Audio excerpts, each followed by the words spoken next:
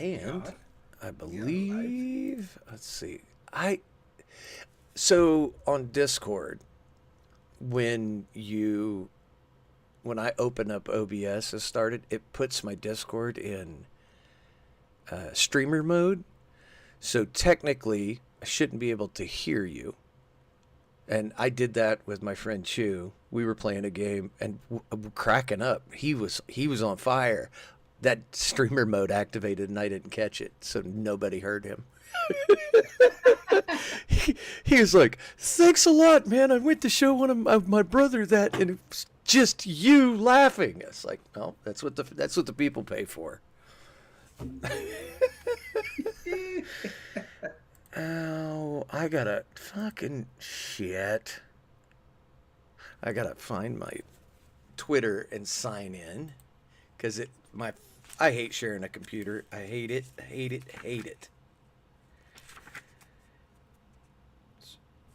Here we go. Found it. It is your mom's fat at dickhead.com. Okay, write that out. So, oh man, I've been streaming a little bit more. Are we live? Yeah, we're live. We are Oh, it didn't live. show. Nothing popped up that we were live. Should say that we're. Hopefully, I'm on the right freaking channel and not my channel, because that'd be awkward to explain. Let's see. I believe you. I believe you. I I believe you. You don't don't believe. know. That's why you have to double check my ass because I make mistakes daily. You're like, he's got it. He doesn't. Yep, we're live. We we are live. Let me no, hold on. I'm gonna. I don't know. That's why we have. Okay, I'm coming in a little hot, so I gotta turn my mic down. That's why I check it. Okay. So I am not sure who messes with my shit. Well, I know who it is, but I don't Yeah. know why he's got to mess with all of my stuff. Oh, it makes me so angry. But I've been streaming a little bit more, Right. and it goes well. I get more people that watch my video than watch me live. Um, but dude, the amount of spammers is Twitch is just almost impossible to deal with. I mean, it legit is.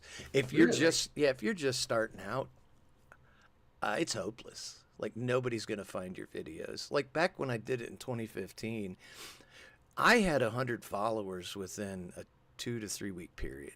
And I was only streaming usually Friday, sometimes Saturday, and I'm actually streaming more than I used to.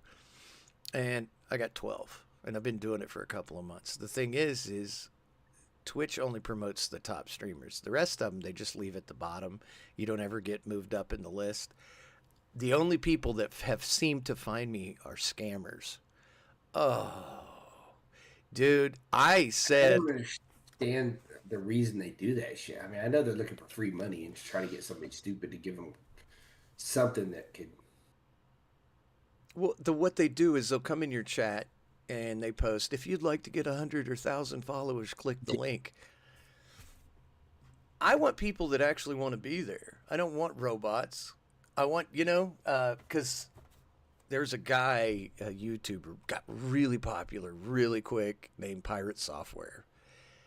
And he did this. I don't understand the lingo, but a hype train to get more followers, to get more money. Somehow that leads to all of that. Well, they started doing the numbers and realized he was using bots. Right. So, like, because you can look in like popular uh, streamers chat and it's just rolling, right? And you start looking at it and you're like, oh, his chat's dead. Like, that doesn't usually happen. And you're just like, I don't want that. Now I got a whole new set of streamers. I think it might be AI. I'm 50-50 on it. Not sure. So it comes in. Hey, how do you like the game? I love this game. And you're talking to them, having a conversation. And it go on for 15, 20 minutes. And you think you're just interacting with somebody who's, like, you got any pointers for this? Oh, I went this way. So I was like, okay. inevitably, it gets to a point where they're like, "Hey, do you like art? I do art. Can I get your Discord?" I had to end my stream the other night because I got so mad. I was getting ready to start using racial slurs. That's how angry I was. I almost called him a cracker. Oh, I shouldn't have said that. What, a cracker? That's not bad. That's what I meant. That's what I meant by racial slurs. Just white racial slurs. Oh yeah, but I mean, if you're white, can't you get away with saying white racials? Dude, in this day and age, I don't know. I don't know anymore. We're not allowed to say gypsy, or midget. So I don't know. I don't know what the new rules are. I thought it was pikey. I mean, I think they're both bad. I'm not sure. I'm not sure. I mean, I'm actually not calling anybody that word. No. So I don't know if I'm getting in trouble for it or not. I still love that word though. It's just because when you say that word, it just envisions Brad Pitt. Yes. That's all I ever think of when I don't think of anything bad about it. And like I said before, my wife used to watch that Big Gypsy Wedding or something like that on it was there was a movie, but there was like a reality show, and it's so bad. It might be the worst reality show ever. It was so bad. I have that dude. Your wife and you watch things I have never heard of. No. You wife and me. It's on, and I'm in there. So well, no, but no, she's watching it, but you're telling me about it because I would have no idea those existed. Like, weren't you telling me there was a Mormon show where they were polygamy? Yeah. There was another one. She was watching another one today. Something about inside the Mormon something, and I was like, oh my god, I had to keep walking. Yeah, no one cares. Well, some people do. That's why it's a TV show. Let me get the audio part going, see if I can remember how to do it.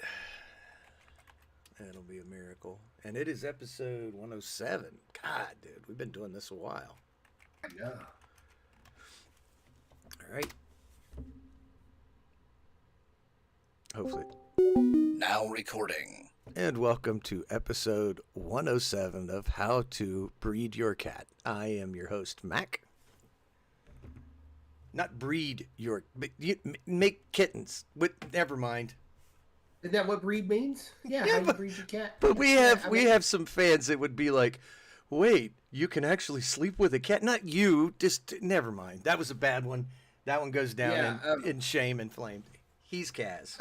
And I'm Kaz, and you know what's funny is I wonder, because I know there's a lot of money in cats. So for instance, my son has those tuxedo cats. He has 2 of them. What is a tuxedo cat? So like when they're black and white and it looks like they're wearing a tuxedo. Oh, okay. So if you look it up, Legoland makes a tuxedo cat Lego set. And they're hard to get. Yeah. I've seen those. I know what you're talking about. Oh yeah, they were selling online on eBay and stuff for like 3 and 4 times what they wanted it at Legoland, and he couldn't get one. Every time they would go to Legoland, they wouldn't have it. Okay, it'd be sold out. This is first tangent. We're going on a tangent because you brought this up and it made me think of a story. Okay. So they wanted to. Certain states in the union wanted to outlaw people buying products more than they needed to then resell it. And this all stemmed from, I believe it was Tennessee, I'm not sure, but a couple of guys, entrepreneurial guys, got in their pickup and ran around at the advent of COVID and bought out all the supplies of alcohol. Like sanitizer, hand sanitizer. Yeah, hand sanitizers, yeah. They then put it up on wherever you put it up on eBay, I'm guessing. It was eBay. And they were making a killing. And then people got all pissy and were like, they shouldn't be allowed to do that.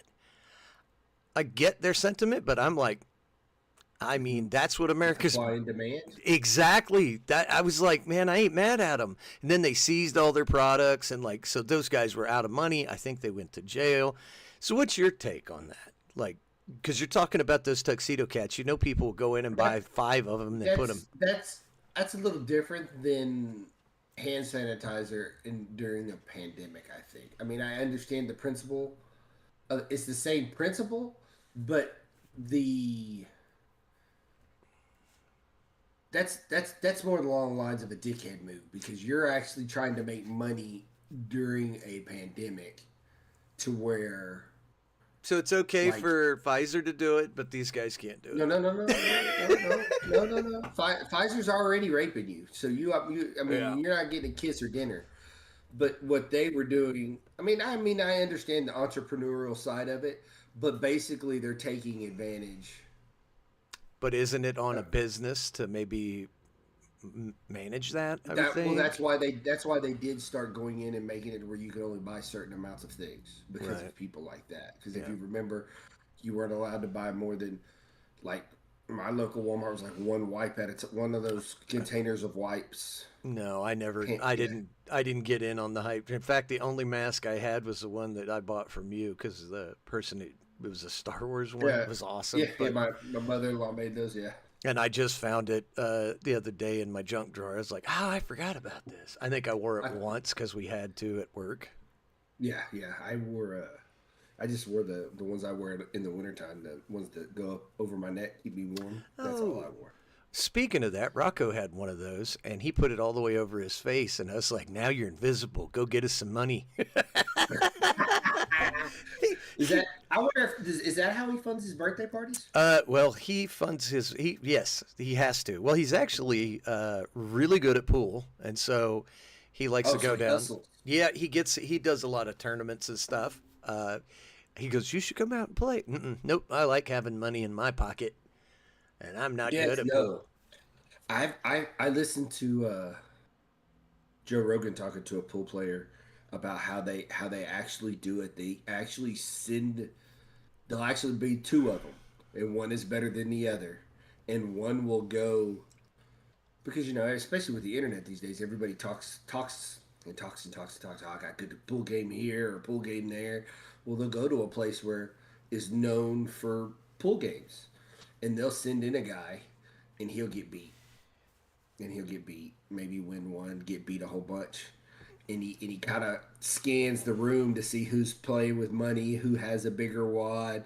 So the next time they come in, the better pool player comes in, but he doesn't come in with the guy. That guy might come in and play, but the other guy comes in and just hustles. Oh yeah, I always wonder that when we go watch UFC fights when my boys like to watch them by the pool tables and play, and guys always come up and ask if they can get in. I always tell them, well, I'm going to be closed and you have to play naked. And they usually leave. Well, but what happens when they call your bluff? I give them the pool table and walk off. Simple. I'm always willing to walk away. So what's the difference between a pool shark and a hustler? The hustler leaves after he wins the first game. That's what I used to do because we'd see those guys down at our local pool hall, and they would, I did never really talk to them, but you'd see them hustle people. It was 2 or 3 of them, and one of them came over to me one day. I was playing pool. He goes, "Hey, $5 a game." I was like, "Okay," and I won. I grabbed my money. He goes, "Wait, where you going? You got to give me a chance to win it back." I was like, "Sorry, can't. I got to go to work." He was not happy. I'm like, "Don't fucking bet if you can't afford to lose it." I said, no. I only did it once, but I was scared. Yeah, they try to hook you. And I guess Joe Rogan's a big pool player, and he was talking about some guys that I have actually heard of. Because every once in a while I'll catch a pool tournament or online on TV.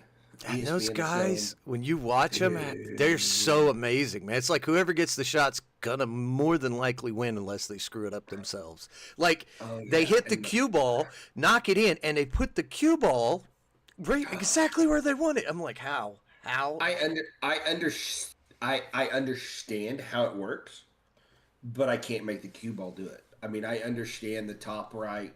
You hit the top. I understand the geometry. The principle. You understand the principle. It's the execution. The execution never works. I'm like, I sat here and I envisioned how I'm gonna hit this ball. And this some bitch don't want to do what I want it to do. Every once in a while, I can make it travel where I want it to, because On the spin of accident, the it's ball. like you want it God, there, but you're like, I don't think I hit that right. Then it's right where you want it. You're like, I meant to do that. yeah, yeah, yeah. You get a little cocky, and then next thing you know, you're losing. Yeah. So, Yeah. so real quick, we're back. We went on a little vacation hiatus. Hiatus. We were gonna do a Sunday show, but I woke up and was like, I don't want to, so we Eh. didn't do it. Just let Kaz have a whole week with his Yeah. family. So, how was vacation? Vacation was good. Vacation was good. Couldn't figure out how to not come back to work.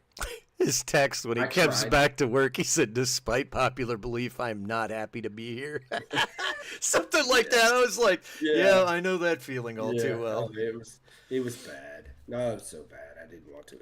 Ah, Yeah, yeah.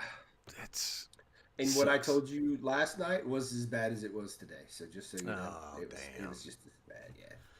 And So did you get but on vacation? Did you go anywhere? You just went and saw family out of town, and that was pretty much no, I it. didn't even do that. Oh, They got sick, so we didn't even go. It oh, was dang, yeah, it shucks. was it was yeah, it was yeah, I was not upset, but I mean, I enjoy the visitation and the crap talking that they do.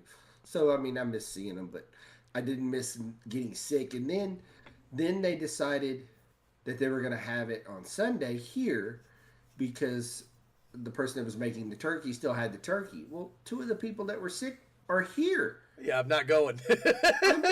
I was like, I'm not going to be sick on my vacation. Yeah. It's just it makes no sense. And That's and, a. and Would you rather we be told the boys. sick? Would you rather be sick on vacation or while you're at work? I'd rather be sick while I'm on vacation, because then I could just lay Right, but around in misery. I didn't want any of it. No, Because it no, would have been my luck. It would have just rolled on into the next week, and I'd have just been for a week and a half. I didn't want any of it. I no. wanted to smoke cigars and drink whiskey while I was on vacation, and that's what I did. That's awesome. Did you? Yeah, So played some next, video that's what games. I was gonna ask. What'd you Yeah, play? just Same old uh, same. yeah, same old, same old. I just played I played a lot of Battlefield. I do love that game.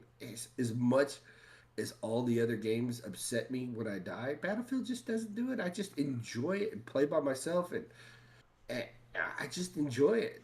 Do I yell and scream at it sometimes? But I just enjoy it. I don't know Yeah, why. And I don't. And I'm a hardcore guy, so like hardcore, to where it takes less usually like one or two shots to kill you, to where core is more like supposedly real life shooting. Well, actually, hardcore is more like real life shooting. When you get shot, you die. Um, but I don't even play that on there. I just don't. yeah. I I I don't. have that with Helldivers. It doesn't make me mad.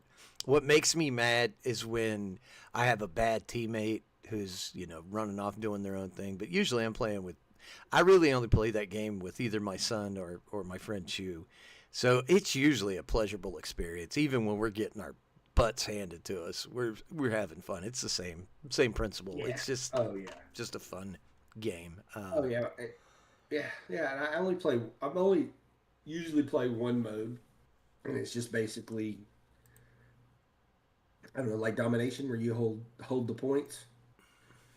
So there'll be a certain amount of points, like A, B, C, D, and E, Yeah. and you hold the points, and then you hold them the longest. That's how you win. So I So if heard I'm losing, I start sniping. Call of Duty added what did they add? They add twerk on the point. And you have to clap and throw money at the guy twerking, and I don't. Call of Duty's something else, man. That thing is Some of getting the crapped on. some of the streamers I watched that played like PUBG, what is it, Battle Royale. Yeah. Call of Duty has a big Battle Royale site, and supposedly it was supposed to release this week, I believe, their Battle Royale for the new one, but I have not seen anybody playing it. So I played a game that was recommended to me, in fact, by Chew. He was telling me one day at work. He said, There's a game I think you'd like. Now, it's not a kind of game I would typically play. It's a story-driven game. Basically, it's a choose-your-own-adventure style of game. I streamed it on my channel, and I don't think I have ever laughed that hard at a game in my life. It's called Dispatch. I've got it up on the screen. Basically, and you have a certain amount of time to pick one of the selections on it. But holy hell, man.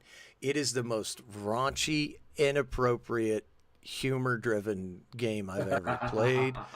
It's brutal. I laughed, hell, I cried, man. Like the way that everyone talks to each other in this game. And so the premise is you're a fallen superhero who basically Iron Man, and you don't have your suit anymore. So superheroes reach out to you so you can dispatch them out like a basically 911 operator. But you're not dealing with heroes. You're dealing with villains. And just a heads up, if there are any potential streamers out there, make sure you turn the nudity filter off. This game has a lot of nudity. The first 30 minutes is just giant green wiener flapping around for at least 30 minutes. I was just like, turn it off or turn it on? Turn it off or on. Turn the censorship filter, on. Yeah. Oh, okay. Because if you don't, I'm like, dude, I could not believe how much like the dude comes out buck naked and I just got a black bar hanging there. It's like, thank God. That is not something I wanted to see. I'd bookmark it. If you like our show, you probably like this game. It's very inappropriate, but it's got a really good story to it. I think there's 7 or 8 episodes. They're about an hour a piece, so you're looking about 8 hours. I think they're going to make a second one, but yeah, it's fantastic. I just highly recommend it. Highly recommend it. I don't want to talk about it at all. Like, you can go watch videos and stuff on it, but yeah, this is, and it's I think it's like kind of a telltale game. I don't know if you play games like that, but it's basically choose your own adventure, and depending on how you make your choices will depend on how the story plays out. So there's a point where you have 2 characters and you have to cut one off the team. Well, depending on who you cut off is going to depend on how everybody treats you going forward. So it's kind of cool. Like, it builds on it. So you would think, once I've seen the story, I don't want to play it. But the story can be completely different the next time you play it because you just make a couple of different decisions. So, yeah, it's pretty cool, man. My son got Arc Raiders, by the way. Right. So I'm on the couch playing a game. And when I came by, I said, you going to be playing with anybody tonight? He goes, nah, I'm just running around doing quests. And I hear him go, I just got starter gear. It's like, I turn around and look, he's playing. Then he goes, I've just got the free gear, starter gear. I come over and I'm like, are you okay? He said, yeah. He said, people want to shoot you. So if you just tell them starter gear and walk towards them in a non-threatening manner, they pretty much leave you alone. Because he's trying to convince me to play it. So, no, I usually don't get messed with. He said this. He's had it for about a week.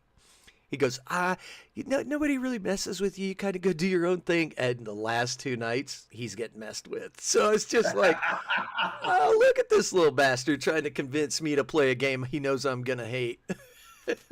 He says it's great. He says it's great. My sons are probably playing right now. I also so I bought this game in 2018, I think it was. It's Warhammer 40K. You know how sometimes you buy something and you're just not feeling it, so you dabble with it and then you put it away and you're just like, not really feeling it. That is the way this game was. I bought it like, I think 2018, 2019. Put it away. Well, Cyber Monday was happening on PlayStation. So I was like, I also streamed and played Vermintide for the first time, which is a 4-player co-op against just tons of rat men and monsters and demons. It was so much fun. Hack and slash. It's got a little skill to it, but It was so much fun. They had that on sale for like the whole game for like $15 with expansions and everything. So I started looking, and I found Imperial Inquisitor, and it goes like, oh, it kind of looks good. It's Diablo basically. Okay. That's how it plays. Diablo's a good game. Okay. You get 4 different classes. Anyway, I was looking at it and I was like, I own the game. Huh. Well, let's just install it. Dude, I almost didn't hear my alarm going off for the show because I was over there. I started a new character, a magic user. I was just like, oh, this is so much fun. It's so good, dude. And I think the whole game is less than $15 right now on PlayStation. Probably the same on PC too. So good. I mean, it's an older game. Like the facial animations and stuff when they do cutscenes, not great. Mm-hmm. But the actual gameplay is addicting as crap, man. And it's just got tons of different upgrades. You can make kind of any kind of character you want. And it's freaking awesome. And they just recently, I was reading, because a friend of mine yesterday was telling me, he goes, I think they're making a sequel to that. He said, I think I saw a trailer. So I went online and looked. No, they're not, as far as anyone knows. But what they are doing is taking this game and they're continuously updating it. They've added different kind of like milestones you can achieve while just playing it. You know, you just keep playing it, load up and play some missions. They added a new class, Battle Sister. So like they're still updating, which is that's cool, man. Because then that means, you've had this game forever. Why, now you got new content to do every week or month or however they do it. So that game's really fun. Man, if you're into games, right now is a great time to start looking because everyone's running deals. So just keep your eyes open. I even saw the game you're playing. It was on sale for like $44. And I almost bought it.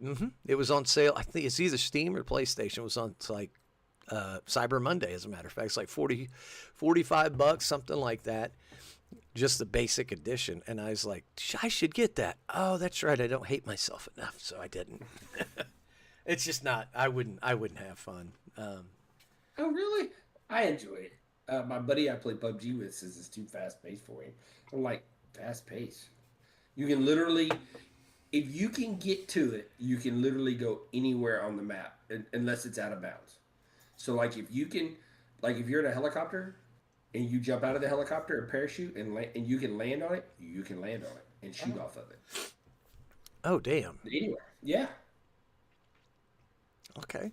Well, cool. Yeah, it's but of course, if it blows up, tanks blow it up, then you're on top of it, it blows up, you fall down.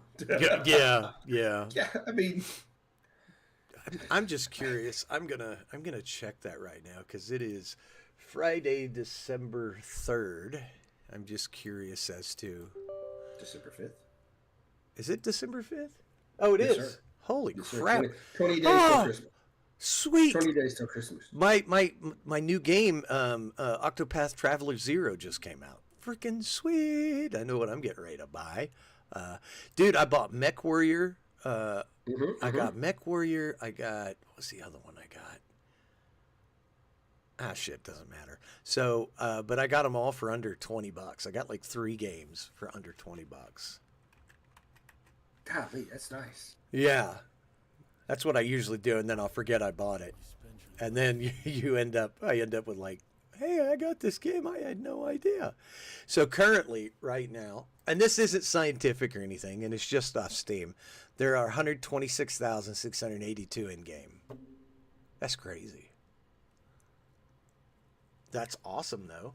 I'm just curious real quick, Arc Raiders. There it is. Now, this game's $40. Because I don't know how streamers pull up that whole page. So 268,658 in Arc Raiders right now.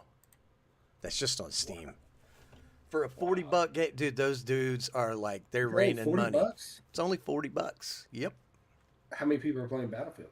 It's like 168,000. So it's almost double. Yeah. It's almost double. And Call of Duty 7? That's a good one. Call of Booty. The Twerk Wars. Let's see. 59,000. And it just came out. Usually it's a Yeah, whole bunch. Nobody. Well, people change their release date not to fall next to a Call of Duty or one of these Used games. to, yeah, used to. Yep. But they They screwed don't this. care. They screwed this up, dude. I mean, like, why radically change the formula? Just put it out. Your fans are going to hate it, but they're going to buy it. But when you put out something as bad as what I'm hearing now, is it as bad? I don't know, but the numbers don't lie. I mean, less than 60,000 Yeah. on a new Call of Duty. Because even when you and I would talk about their release, they'd say, they're pissed, they hate it, the guns are bad. You look on it, and it's running 150,000 people playing it off Steam. So this is the kind of game that gets people to stop buying your product. I mean, Battlefield had it with 2042. Oh, that game was terrible. It didn't even look good. No. People say, though, that with all the updates and stuff they've done now, it's actually not a bad game. But, yeah, when it came out, people were still playing Battlefield 1. They ask mass refunds and everything else. I'm just curious. Let's take a look at the reviews. Mixed reviews. I'm tired of 70 gig updates. Okay. The direction they took with campaign is just horrible. The only decent thing going for Call of Duty before was the solo campaign and story for Black Ops. So that was the main game update is trash. The new maps suck. So you're already dealing with a toxic fan base. You know what I mean? Like, your fans, if you're making Call of Duty, your fans hate you and everything you stand for and everything you put into a game. They're waiting. And this time, you walked up to the town square and you go, we're handing out gasoline and there's some torches. Tom over here is going to light your torches for you. Okay, you guys ready? Here's the new game. And then you're surprised when they're burning it down with gas and torches. What I've heard mostly about this is the fact that the campaign was just awful. It was like too science fiction for a Call of Duty. I don't know. So, I just sent you a video, okay. and I want you to know that this is the epitome of people. All right. This is what I think of when I meet people. Okay, let me get down here. Was it the soup? No, I think it went to you. Let me see. The drone pilot. The very last one. So the one. The cinnamon rolls. Oh, I think you sent it to me. Mm-hmm. Yeah, there it is. Well, no, no, you didn't. It hasn't. It probably hasn't showed up yet. Oh, I'm looking at it. So like it's already gone through. It's probably got to make sure you're not a bot. So did you watch anything while you were off? I'm glad you asked. I watched quite a few things. So I finally finished the season 1 of Landman because the new season had just come out, and I got all caught up on that. It's really, really a good show. And that's Billy Bob Thornton, right? Billy, and yes. So, and then after I did that, I was like, oh, and Billy Bob was on Joe Rogan not too long ago. Really? I didn't know that. Yeah, not too. It's been a little while, but not too long ago. I did not know that. Is it Sling Blade? Sling Blade. Have you ever seen that? No. All I know is the main meme where it ain't got no gas in it. It's a Billy Bob Thornton movie.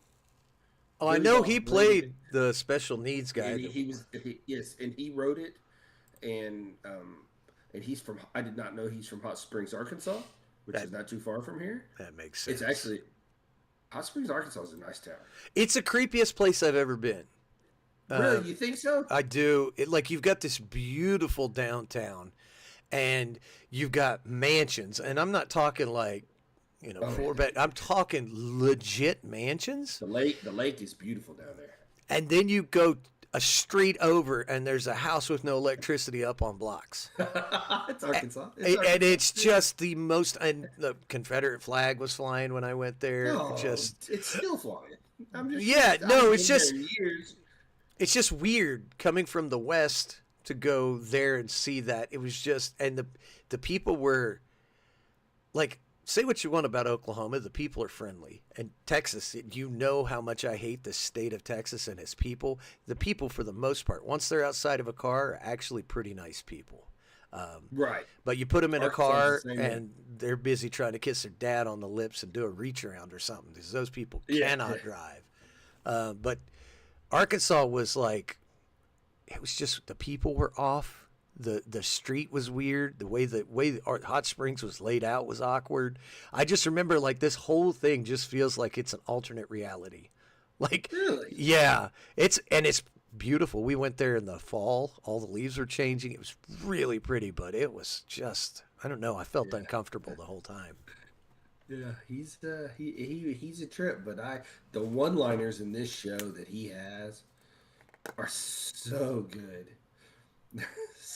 So Good. what's the premise of the show without spoiling? The oil field. It's not a spoiler. It's about the oil field business. Basically, in real life, what a landman does is they help find leases and they do the geographic stuff of the oil operation. Oh, And, okay.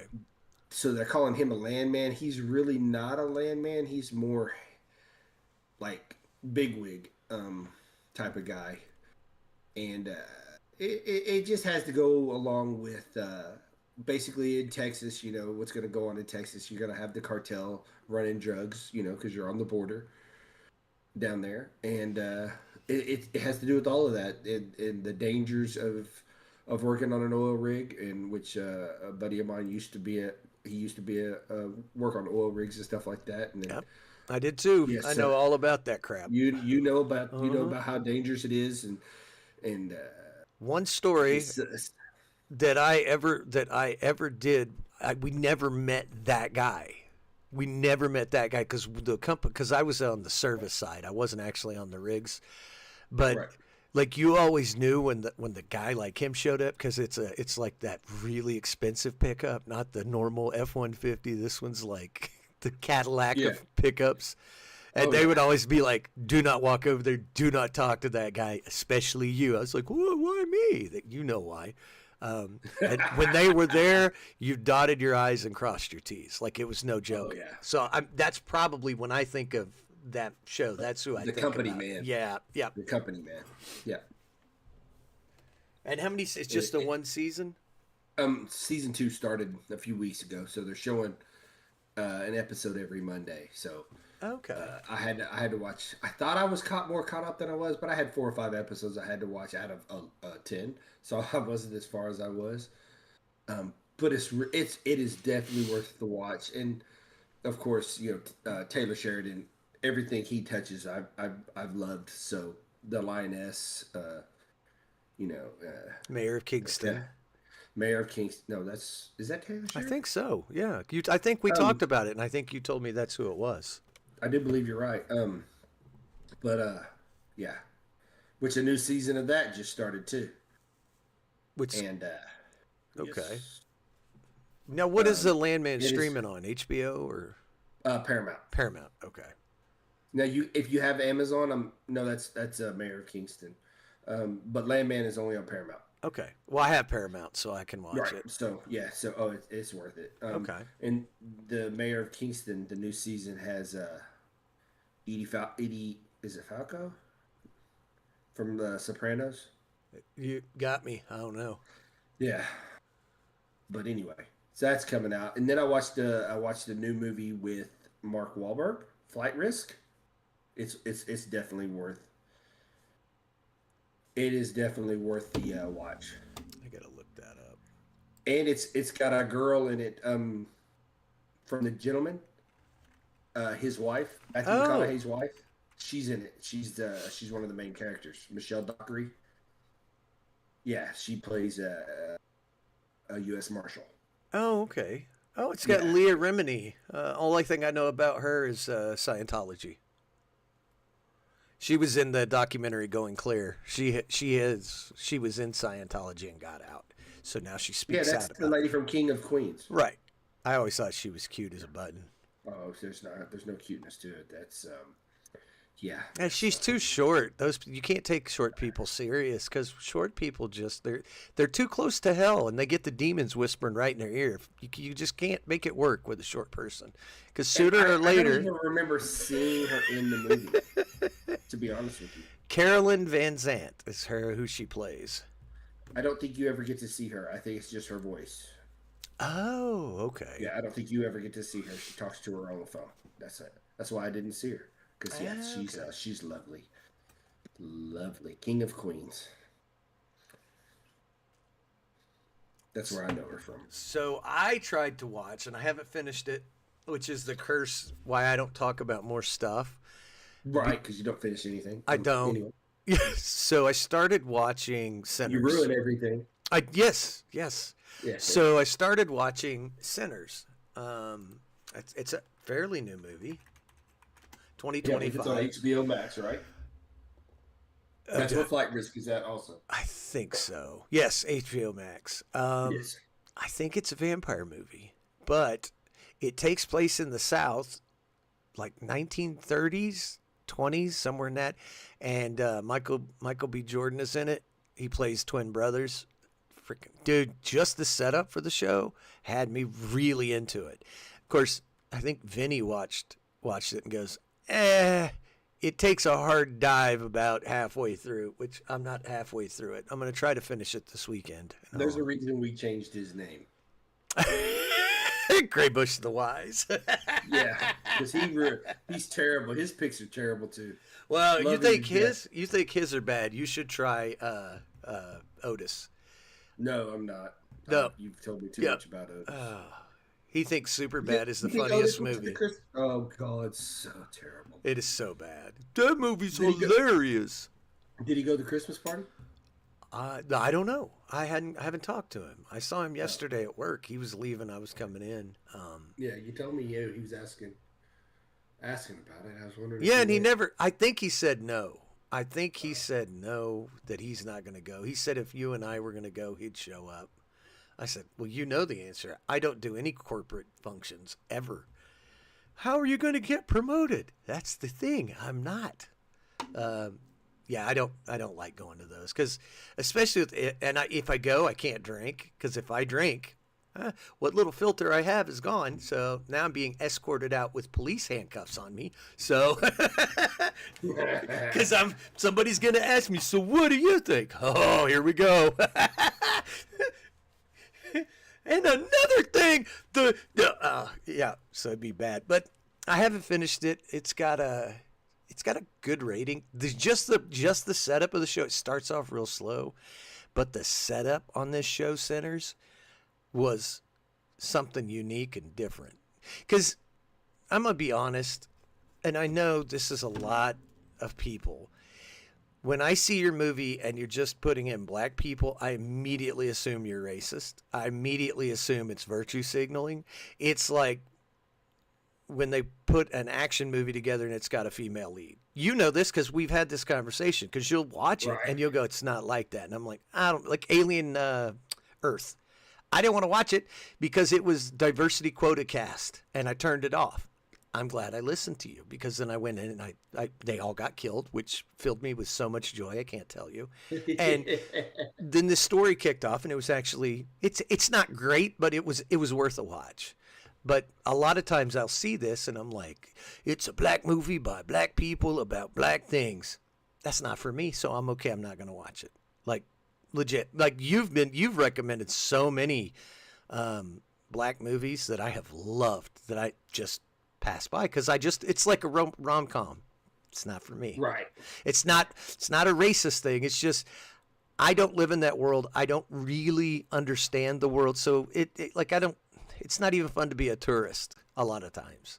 It's like I don't watch Japanese movies in Japanese. Not going to understand it. Got to have subtitles or dubbed. So I saw a clip of this movie where somebody was breaking down two scenes and the level of detail that the director had in this show. I was like, oh. So one of them is one of the twins, his handshake. And you learn in the movie that he was in World War I, and so he's got PTSD. And so he can't roll his own cigarettes, so his hands shake. So the other brother has to roll the cigarettes. Little stuff like that adds so much to a movie. And, you know, I'm telling you, beginning of this movie is freaking really good. You get and then you find out who these brothers got their money from, and you're like, oh, I know that name. I'm not going to ruin it. Now, I don't know if the back end of this movie is awful. I haven't got to it because I had to go do stuff, so I'll let you know. Other than that, I haven't really watched anything at all. I think just the Mark Wahlberg movie, which was really funny to see Mark Wahlberg as a bad guy. Oh, he's a bad guy. Yeah. No, he plays the villain. Yes, he does. And he does a wonderful job at it. Okay, you guys are gonna probably laugh at me, but I'm showing you my favorite YouTuber of all time. And yes, she is a VTuber. If you haven't checked her out, Skew Chan VT. Dude, this girl is probably one of the funniest people, hands down. With her accent, she's I think Switzerland, but I don't think that's a Swedish accent. I'm not sure because I haven't watched enough of her stuff. Everybody I've sent clips to is like, thanks for sharing that with me. She's freaking hilarious. She is hilarious. She is hilarious. She has zero filter. Oh, yeah. Her gives a fuck is gone. She doesn't have one. What made her not have one is terrible. Probably having a good dad. I don't know. I told somebody, I sent it to one of my friends, and they watched it, and he goes, "Is this your daughter?" I was like, "How dare you?" I'd be proud if it was. Because he's like, "She sounds like you sometimes," and I was like, "Oh, that's not good." But yeah, check her out. I just recently found her within the last month or so, and every time her video pops up, I'm like, get the popcorn out. It's going to be good. She also streams on Twitch too, I think. I've never caught a live stream, but she was doing a video about.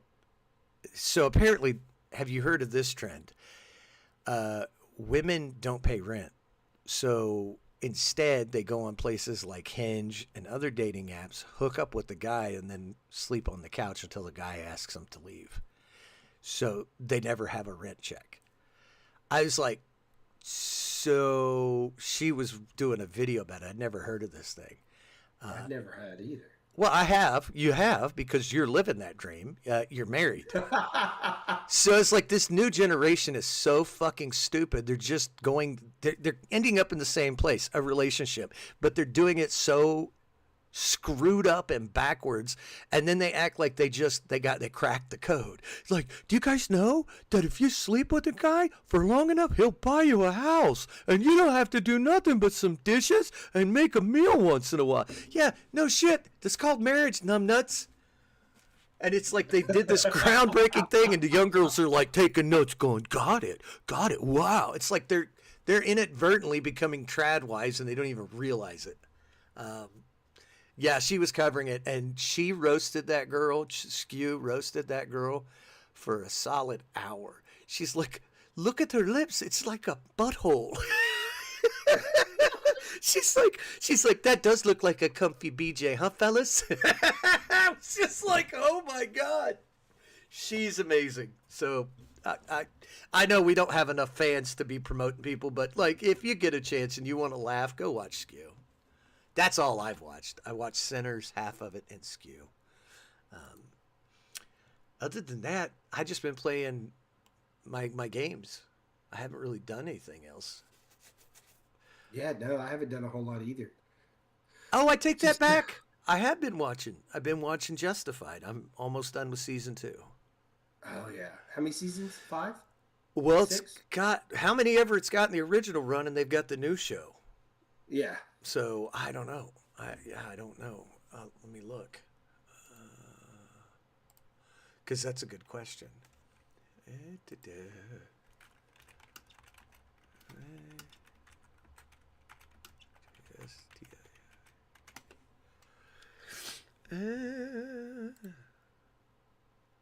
It is, well, 5 years, so we're going to say five seasons. Five seasons, yeah. I did not know, because I'm not a big TV watcher. Like, it's got to captivate me to get me to watch it. And as Kaz said, Right. I don't ever finish stuff. But Walton Goggins, like, so good. he's amazing in this. And pretty much everyone is, because like I told him, I said, my biggest problem with the show was taking the California Kid and Timothy Oliphant and go, yeah, he's from West Virginia or wherever this takes place. Kentucky. Yeah. Yeah. I knew it was one of those two, and I was like, I'm going to pick Uh-huh. Grog. I'm going to pick Grog. I did it the other night when I was talking about it. But, like, I'm in the season with the pot-growing old lady who kills that little girl's dad. Yes, so And good. they throw him down a well, and yeah, dude, that shit is uncomfortable. Like, it's legit uncomfortable. Like, you're just like, And the funny thing is people supposedly that stuff still happens to this day. oh, I don't doubt it. I don't. Yeah, doubt it. remember I told you the worst movie I ever saw in my life was the one about Kentucky with the girl from the Arrow shot everybody with Mockingjay. Jennifer Lawrence. Yes, Jennifer Lawrence, where she played where her dad was killed, and it happened in Kentucky. Oh, Same yeah, principle. It's the yeah. worst movie I've ever seen in my life. We ought to do a rundown on one of our episodes this year or next year about our top 5 worst movies of all time. I think that might be actually fun because there's a couple I could probably go on for 2 hours about how awful they are. Oh, I probably could. And my list is it's set in stone, and The Rise of Skywalker didn't make the list. So, and that movie's What? awful. Terrible. That movie's awful. But if we're doing a top 5, it's not in my list. What's really funny is I actually enjoyed them when I went to the movies, and then I talked to you about it. Now, I mean, it's just. I ruined it. I know. It's just that. I mean, I had when I sat and thought about things like that. You know, I realized how those things were terrible. Yeah. I mean, you have the greatest Jedi of all times, and he fights from a hologram. Come on, He man. does. He does. Objection. Which I mean, that on itself was kind of badass, but the fact that It it was killed him, badass. the fact that it killed him. killed him was just awful. The fact that I don't want to get into it. Yeah, I could go. Yeah, we could we're do not a gonna get whole into it. podcast. We could well, yeah, we do a whole podcast. And I had a buddy today was talking. So we're gonna go ahead and switch topics. So Oh, hold you on. know- Star Wars, Okay. real quick. Hold on. Star Wars. Do you know they're doing a crossover game with Destiny? The game Destiny? Because my son and I were watching a trailer for the upcoming expansion to Destiny. I don't know what it's called. And I was like, those We're look still like... playing Destiny 2. Yeah, it's in Destiny too. And I go, that looks like a lightsaber. He goes, yeah, it does. I wonder if they're paying Disney. And then he sees a bowcaster, and my son goes, that's a bowcaster. This has got to be a crossover. I'm like, my little man is a nerd. That made me proud. Yes, Yeah, it is, yeah. in fact, a crossover. So, anyway, you change the subject. Did you see Netflix is to buy Warner Brothers? Nah. Yeah, that's why I knew you hadn't seen it. I was gonna throw that on you. I thought Warner Brothers was one of the better companies. $72 billion deal. Now here of Disney, following the separation of Discovery Global for a total enterprise value of $82.7 billion. Holy shit. That's huge. Yep, Because they're, then that means by the film and streaming business of Warner Brothers Discovery for $72 billion. That means everything. That means the MCU, Game of not Thrones. MCU, DC, Game of Thrones, Harry Potter, Holy.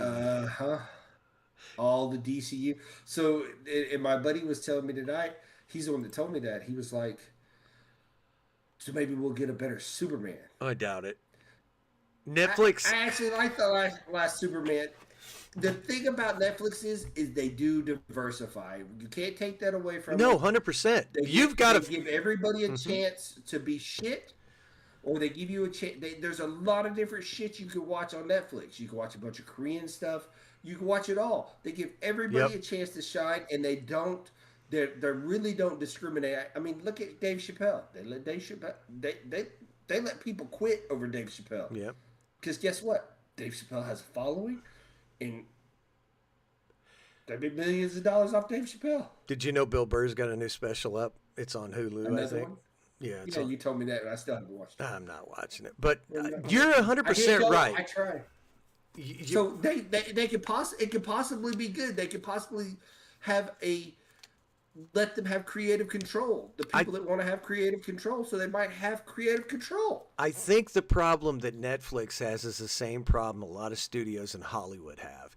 And that's the people that hire the people need to be fired.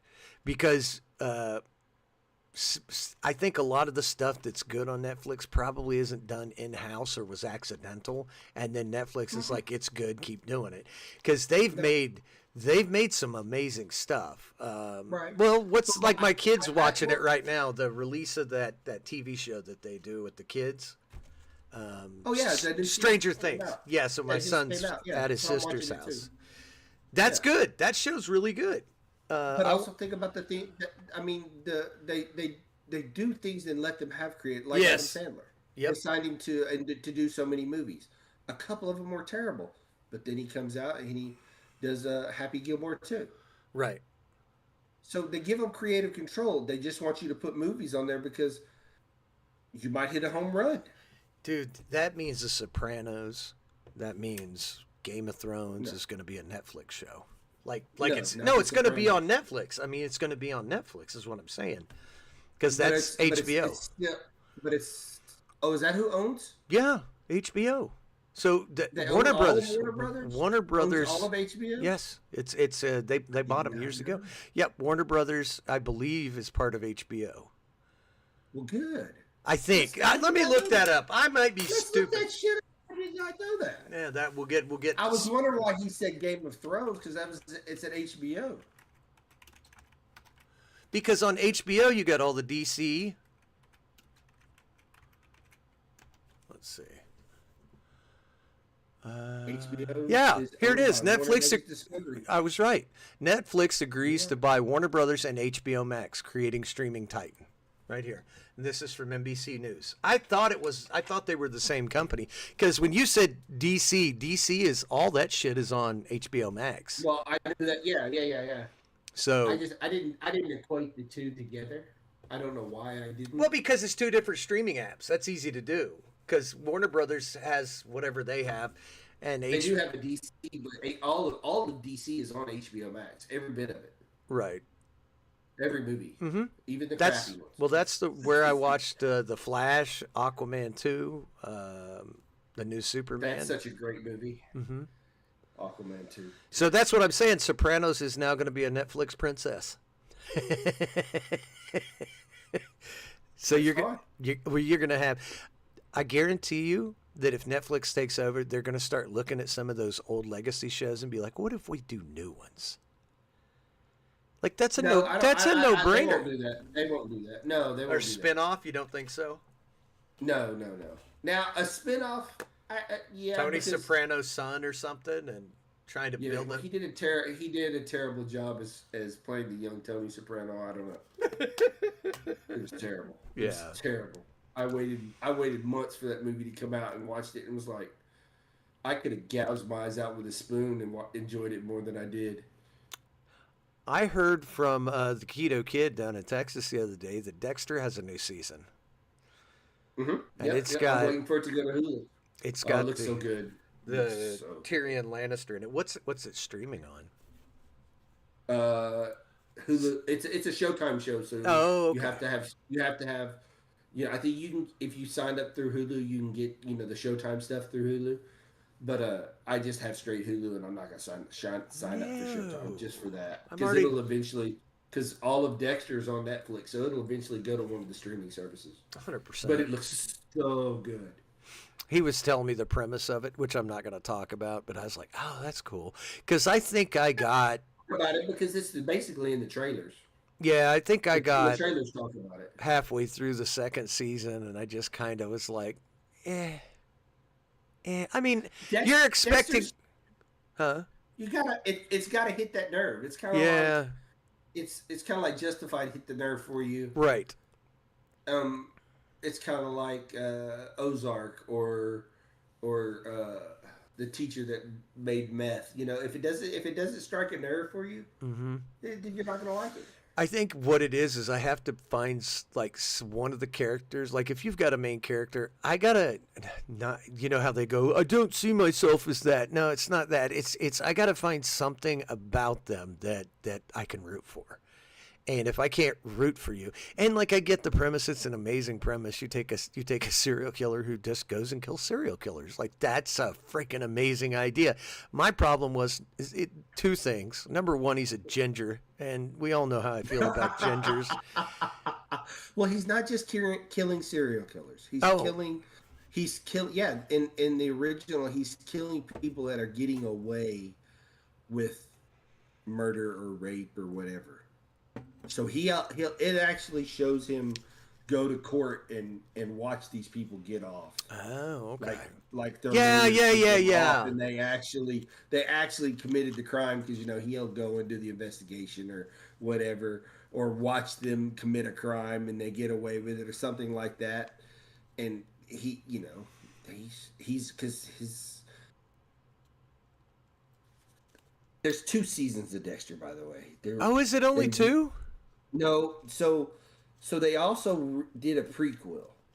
Yeah, young Dexter or something, right? When he's a kid. And where his dad, which I want to see, and it hasn't come out yet, to where it shows how now this prequel actually does intrigue me because it's basically how his dad taught him to do what he does, because his dad was a cop. Right. So you get in the seasons of the original Dexter, you get my dad would say this, or you might get a little flashback of his dad teaching him these things. Well, this season is got that in it, and it's got an all-star cast in it. Buffy the Vampire Slayer.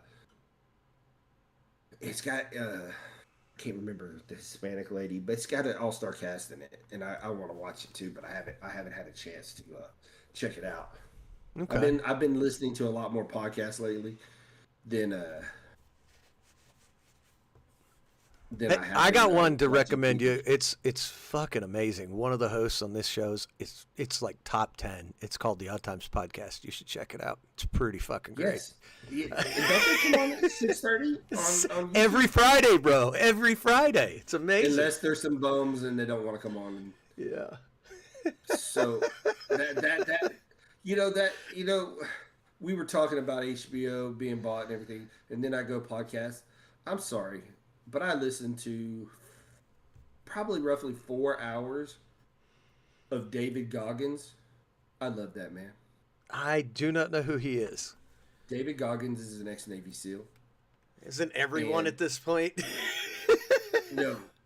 This is I know I've sent you the videos where he's running down the road. Black man, no shirt. Got it. Yep. Yes. So he did Buds 3 times in 1 year. Why? Because he failed out the first one. Then I think he got hurt in the second one. So the third one's his final one, and he made it. And to listen to this guy, he has run, what are those marathons? Ultra marathon. Yeah, like so to listen to how much this dude is a badass, and this is how I think way we've become soft as a society. When he's cussing, he's not cussing at you. So if somebody says, "Hey, stupid," when you do something stupid, you're not actually stupid, but you did something stupid. Correct. Why? Correct. Why can't why do we have to coddle people this day and age? I should be able to sit down as a man to a man and say, "Listen here, you fuckstick, you fucked up." Yeah. You're not. You're. It's nothing against you, but it's like this. So I have 2 sons. It wasn't hard, but they're kids. I had 2. One was born first, one was born second. So guess what? The one born first did everything on the odd days. Yeah. Is that how you did it? Yeah, odds and evens. So if it was the first, you took the trash out if the trash needed to be taken out. That's actually freaking really smart. Well, yeah. Well, because they fight over everything. Yep. So I had to try to make it easier for everybody to understand. Well, if I say, hey, the trash needs to be taken out, 30 minutes later, I come back in, the trash hasn't been taken out. If I look at you and say, hey, why the fuck didn't you take the trash out? People get up and start fucking moving around. Yeah. I didn't walk over there and hit you in the back of the head or knock your teeth in or anything like that. But I changed my tone of voice and added an expletive word to it, a no-no word, and shit gets done. Yep. It's like that in the real world. And David Goggins, oh my God. 4 hours of David Goggins. I was wanting to get out and run a marathon, and my big ass ain't running from a bear. So you know what I always say to those ultra marathoners? No matter how fast you go, you're never going to outrun the gay. That's just I firmly believe that. Did you know he has the pull up? He's got the pull up world record. Wow, he's still going to grow old and die. So good for him. Of course but 4,011 pull ups and it hit 17 hours. 17 hours. What? And you don't get to let go of the bar. I haven't watched it, but he has the record, and it took him 3 tries to get the record. Jeez. Well, remind me not ever to shake that dude's hand. Dude, I was listening to the second podcast, so I got through one podcast. That's 3 hours.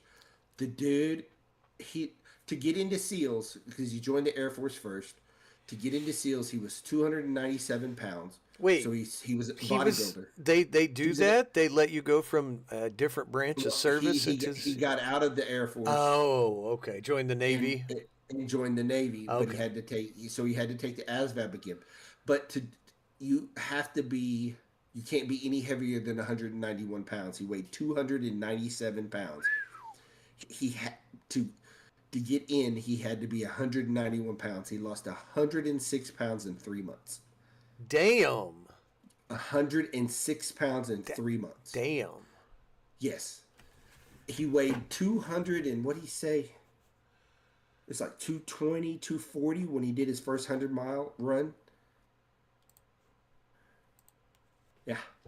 He did it in 17 hours. He ran 100 miles in 17 hours. Fuck all of that. No, there's another guy that Rogan used to have on who's a prolific hunter. Cameron Haynes, I think is his name. Yes. In the second podcast, him and Cameron Haynes were supposed to meet up and do a 35-mile run.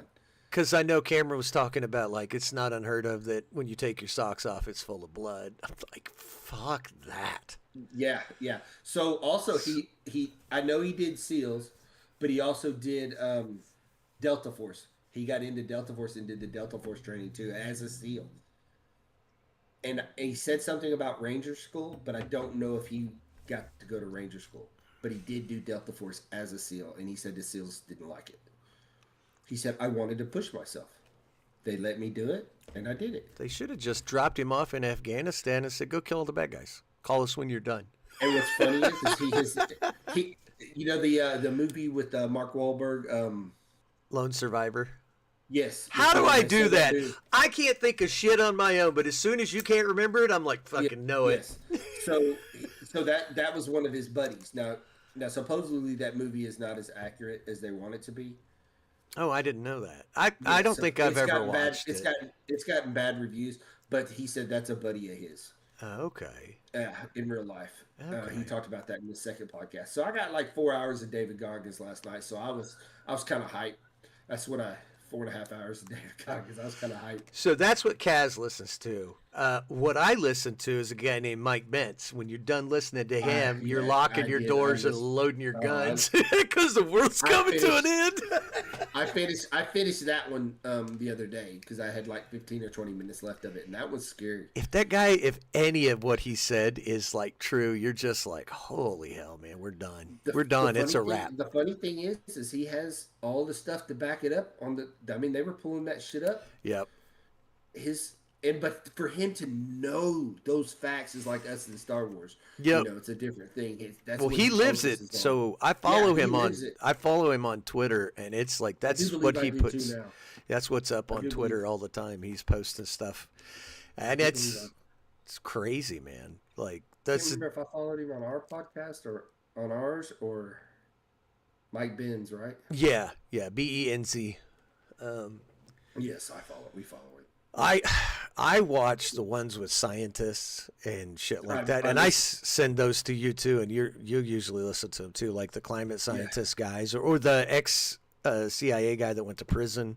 Those are fascinating to me. Yeah, like one guy in power decides I don't fucking like you. Guess what? We're gonna frame you for espionage.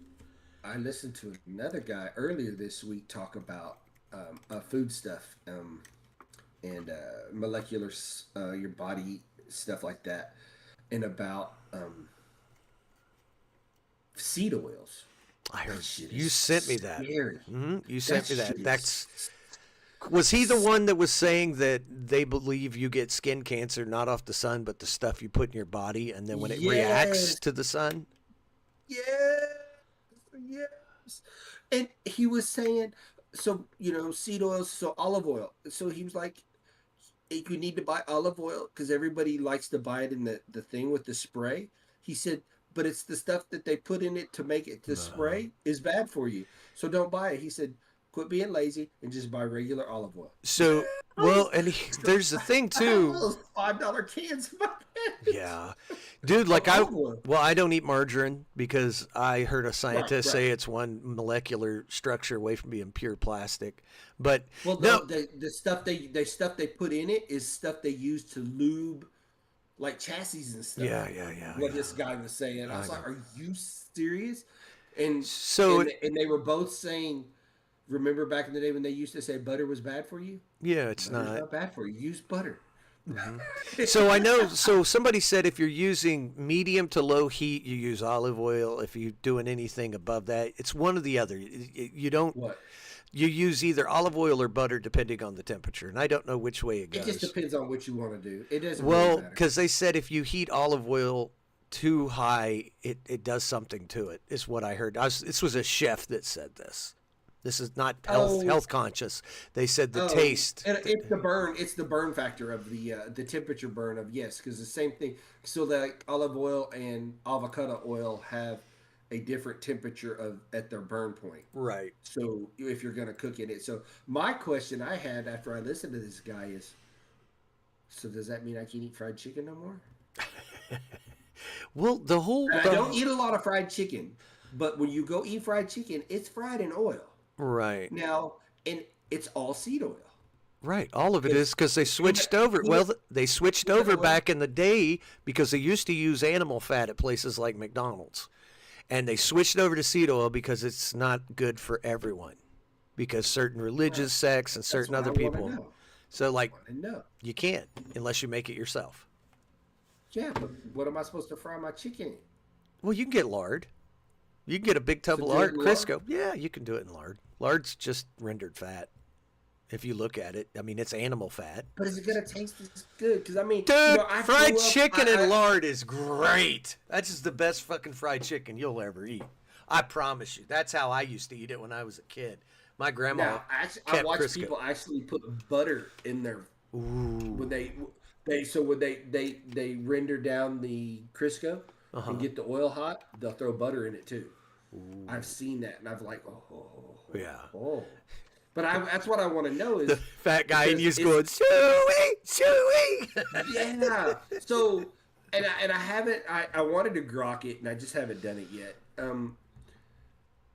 So is that all seed oil? So does that mean peanut oil too? Because there is actually an oil in peanuts. Because when you look at your peanut butter, and if it sits too long, there's oil on the top of it. So does that mean peanut oil is actually bad for you? Because it's not actually a seed, it's a peanut. So I need to grok that and find out because Cajun, that's what they fry their fish in is peanut oil. Yeah. Let me grok that. Go ahead and talk to the people. So my thing is, though, is this whole... Man, there's so many podcasts I could list out for you guys to listen to. One of them was a nutritionist, a doctor who focused on nutrition. This guy worked at the Mayo Clinic. He said if you go back and look in the Mayo Clinic, you know what you don't see at the founding of our country, and from whenever that was and I'm not going to give you dates or any of that because I don't know them, but the gist was that you didn't see diabetes, you didn't see high cholesterol in the average people, because diabetes prior to 1950 was a rich person disease. Nobody had access to that amount of sugar. Then you get up into the late 70s, early 80s, and we weren't consuming as much sugar. And so I'm guessing a lobbyist went into Washington and lobbied. And so now we get this low-fat craze. Well, guess what low-fat foods have in them to make them taste good? Because if you make low-fat food at your house, guess what? It's awful. It's absolutely awful, flavorless, and gross. So they had to add sugar into it, forms of sugar, whether it's corn syrup or whatever. Corn syrup, I'm gonna say this, we'll probably get struck. I think it's one of the worst things you can put in your body. That's my opinion. I think corn syrup is just awful for you, because I've seen how they make that stuff. It looks like an oil refinery. But those podcasts that have those guys on it, those are the ones that I was just like, oh crap, where they started seeing high traces of diabetes back then with sugar plantations. The poor slaves were allowed to eat as much sugar cane, and so they would have tooth decay, diabetes, and heart problems. And there's a lot of doctors now that are saying most of your heart problems come from high sugar. But I don't know. I'm obviously not a nutritionist. It's true. It's true. It's true. It's definitely true. So me and Grok are not on speaking terms right now, because she just ruined my my fish thing. She said that to stay away from peanut oil because a lot of big producers add soybean oil and sunflower oil to them. So peanut oil is not necessarily a seed because it's a legume, it's a peanut. But they add stuff to the oil. I'm sure. So, yeah. So now I'm upset, and I don't eat a lot of fried stuff. I don't even eat a lot of fried fish or fried catfish or fried any of that stuff. Fried chicken, I don't eat a lot, but every once in a while I do. So now what do I do when I want some good fish and chips? Go eat it and just deal with it. I mean, it's not. Buttercup? Yeah, it's like I don't do any of that stuff either. So it's like, if you're going somewhere else, you got to trust the people who are touching your food. That's already a huge risk to begin with, So the way I look at that, because I was a beer man for many years, so I've been in a lot of kitchens and a lot of restaurants, a lot of places. If I cannot see it, then it's out of sight, out of mind. Exactly like what hot dogs are made of. I can still eat hot dogs, just don't remind me when I'm eating the hot dog that it's chicken lips and assholes. But you know what, my daughter-in-law, I buy all beef. Now, lips and assholes. It doesn't tell you what part of the beef it is. It's like you're eating cow wiener. Or bull wiener. But before it was a combination, and to watch the people talk about that stuff to where there's a certain amount of my stepdad ruined hot dogs. Rat feces, and rats that are allowed to fall in it and all this stuff. I was like, out of sight, out of mind. When I cook it on the grill, hopefully the 350 degrees keeps that shit out of it. And when I put a little mustard on it and some onions, it's not too bad. But when you sit and think about it, if somebody mentions that, then you think about that when you look at that hot dog. My stepdad used to haul hanging meat. He was a truck driver.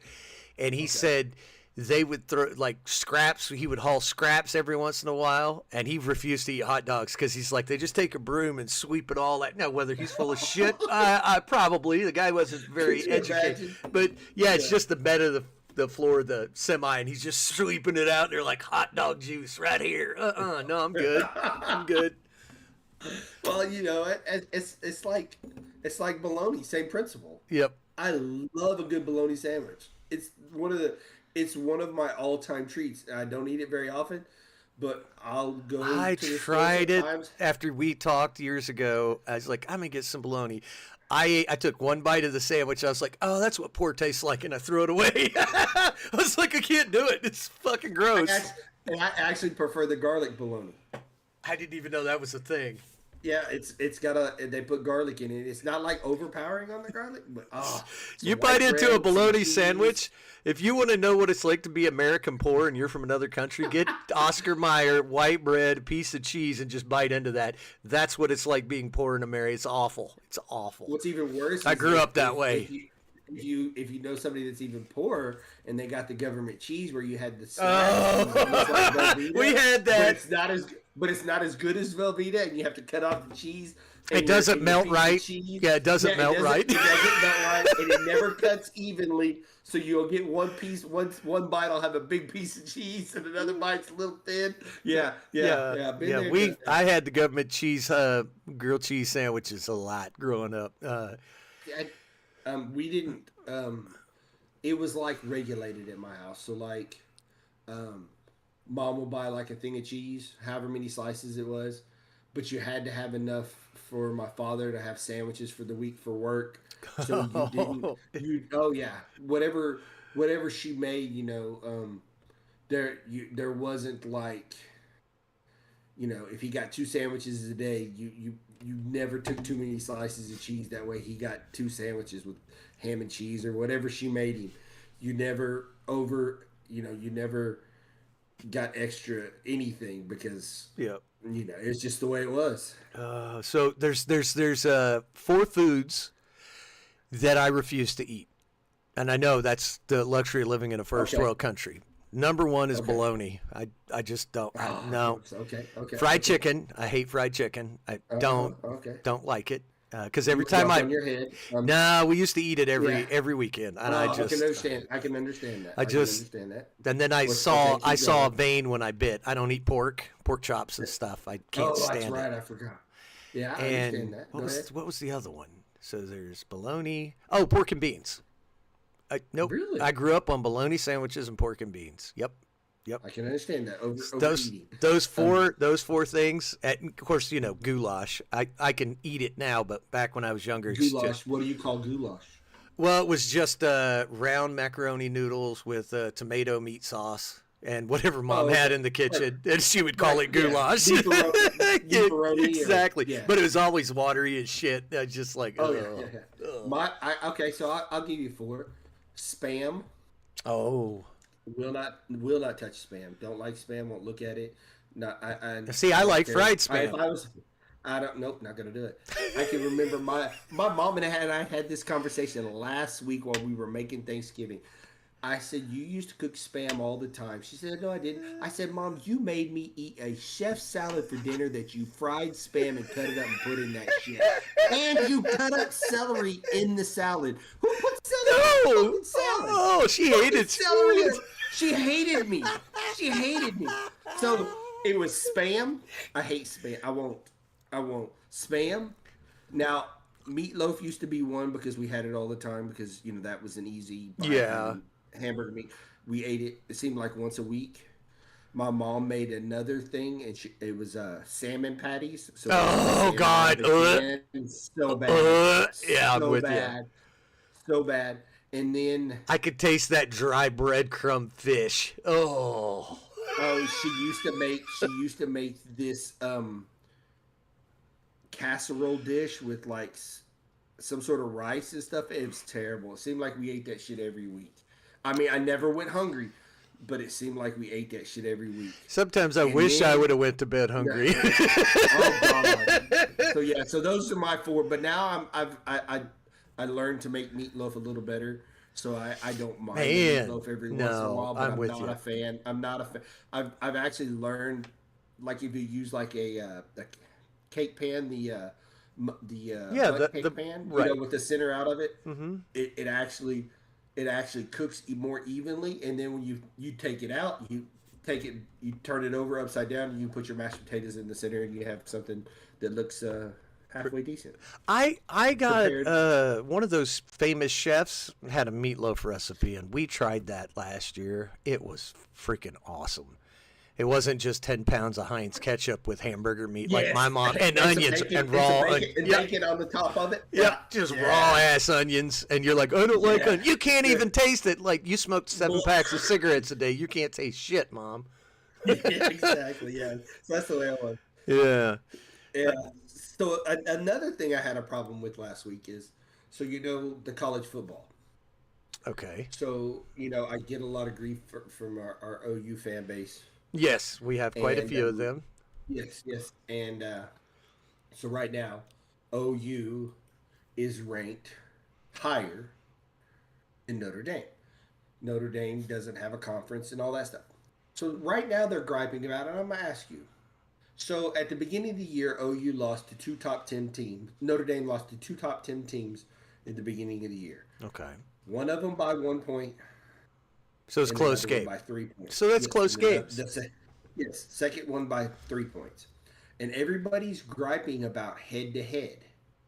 Well, that was 11 games ago. So they've gotten better. So they've gotten So they've better. actually gotten better.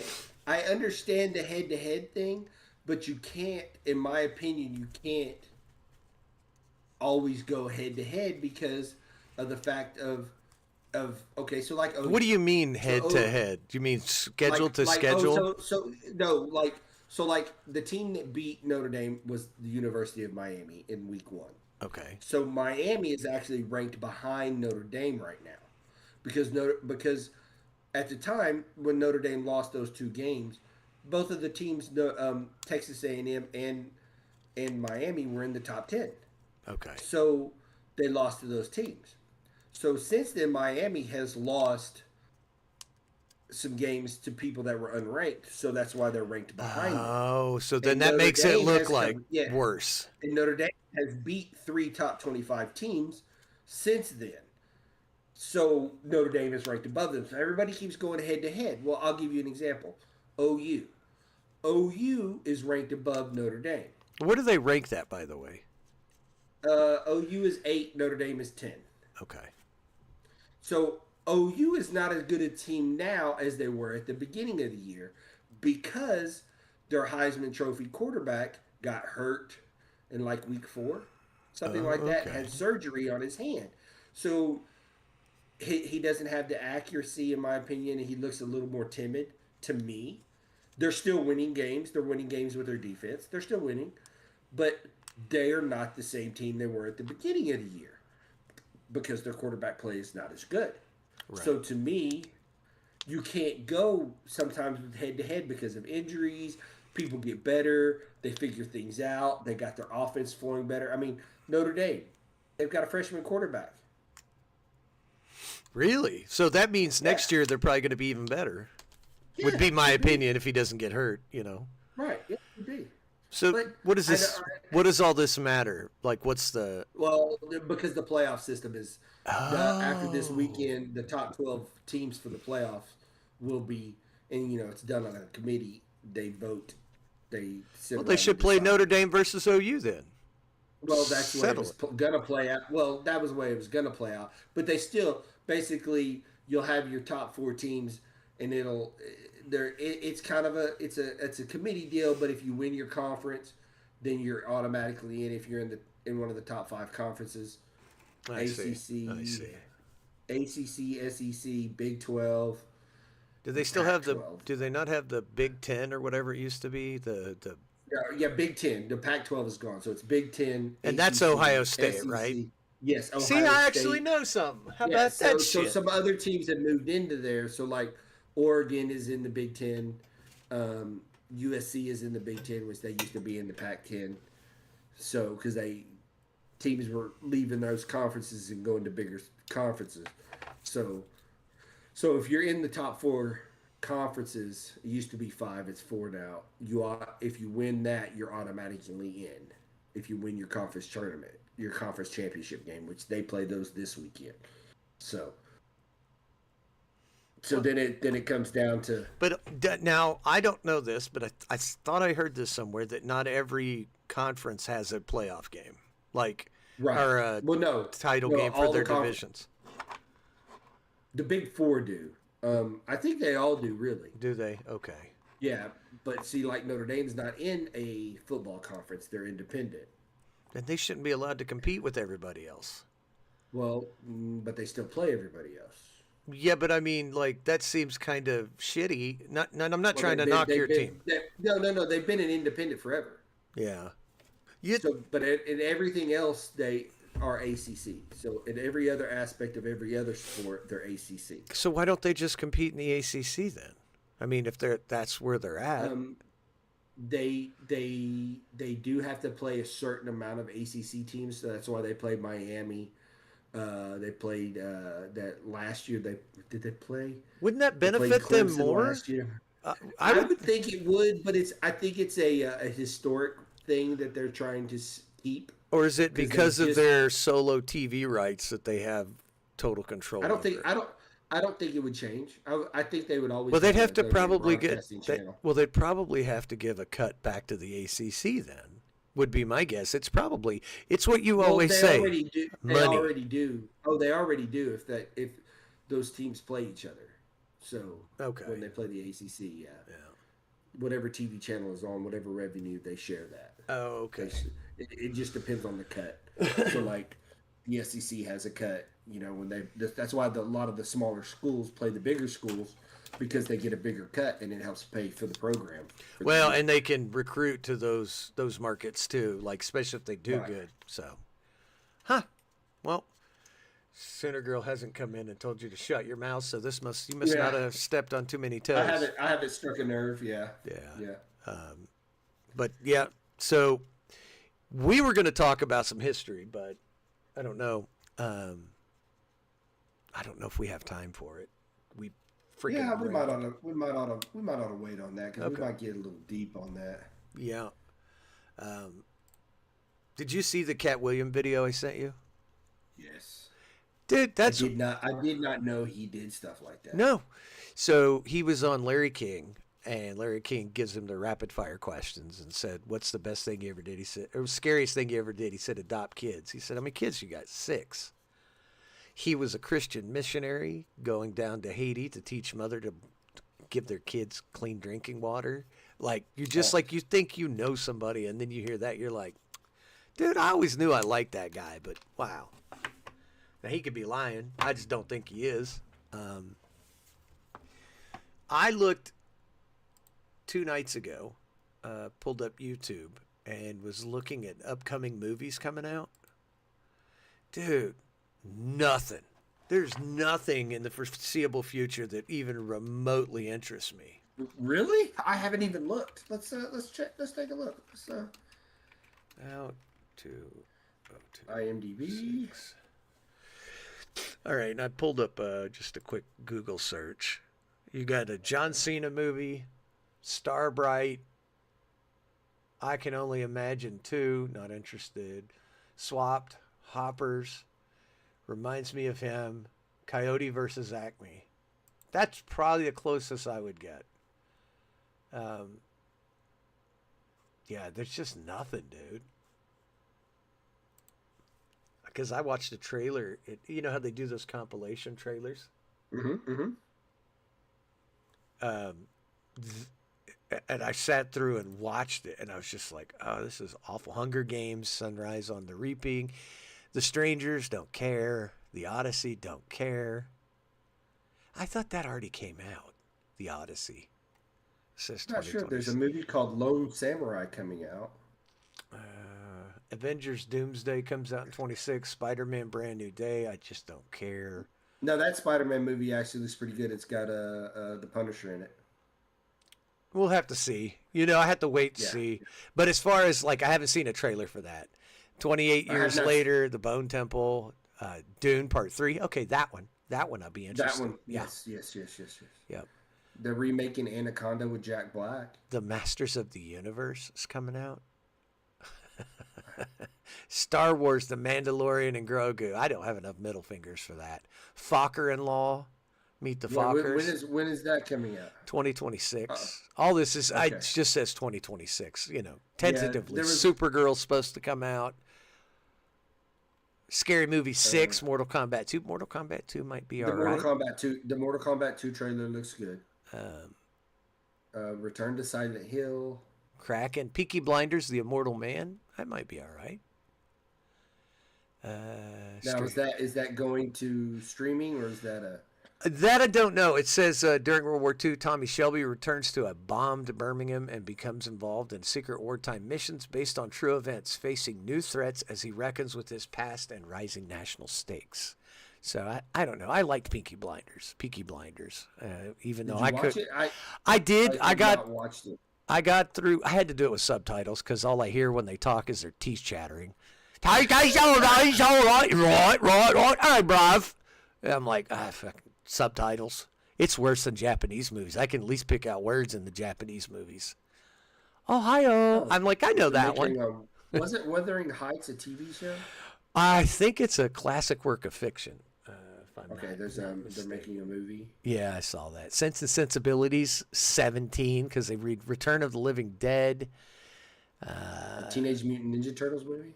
That one looks all right. Is it a cartoon or is it a... I think it's live action. I think. Action? I think. Okay. I don't know. It doesn't show anything. How to Make a Killing?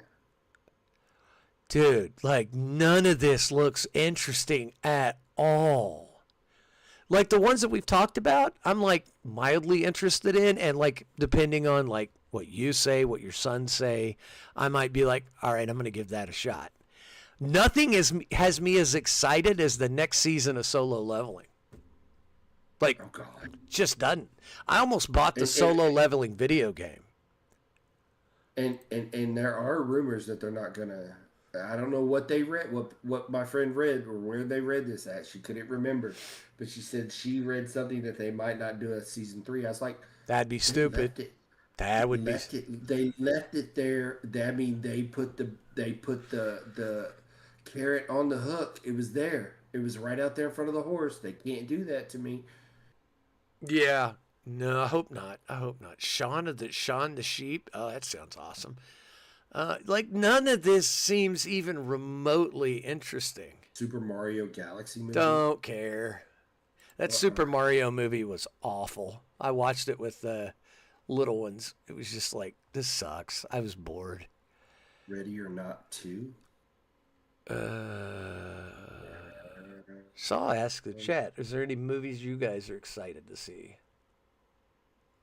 next year? Or in the future. I do know they're supposed to be doing the Lord of the Rings movies. You know?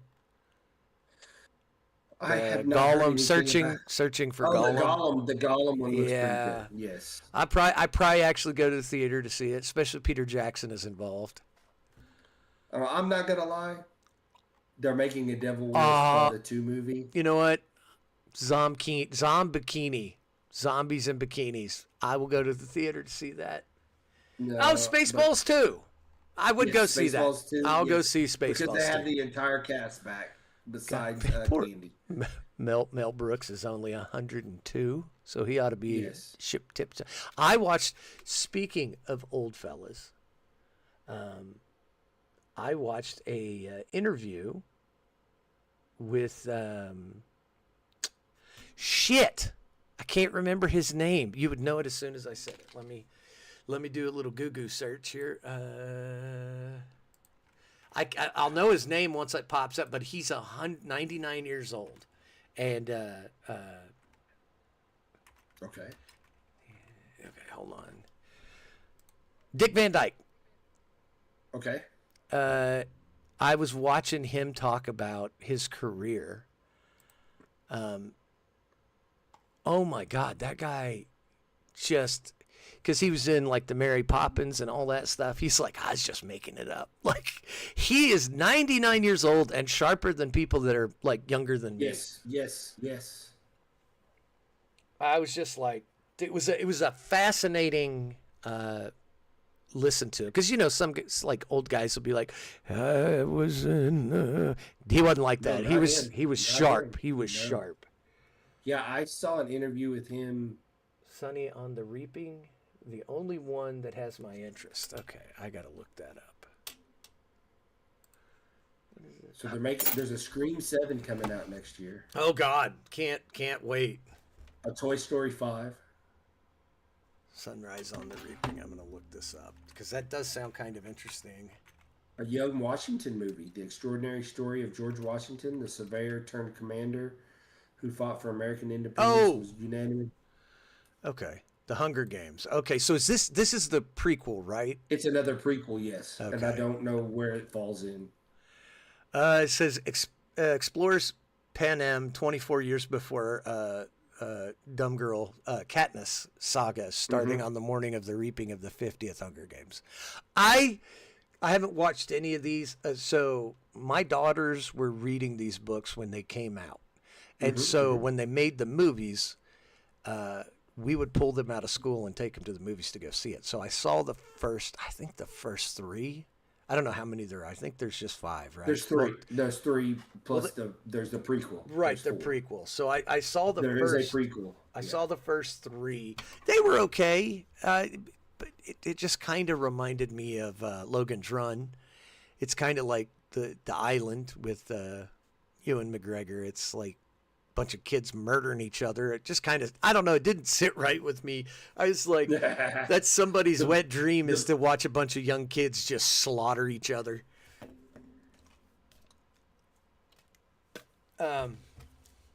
Yeah, I don't know. A movie gets talked about, but nothing about OU, huh? Stop antagonizing people, Cass. We've talked about this. That's my job. So what is Sunrise on the Reaping? Is that the new Hunger Games? The new you were Hunger talking Games. about? Yep. Oh, okay. That's the one it's coming out next year is what it says. It's got Ralph Fiennes. Oh, I didn't have it pulled up. Ella. Is it Ella or Elle Fanning? Joseph Zada. I don't know most of these people. When's it coming out?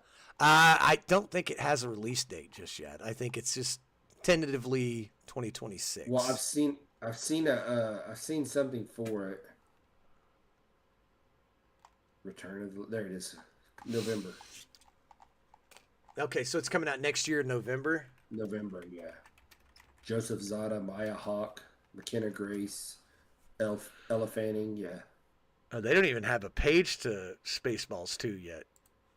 No, I haven't seen anything for it. I just knew that it was it's been greenlit. So it's Jumanji 3. It's got Rick Moranis. That broke my heart when you found out he quit acting to take care of his special needs kid.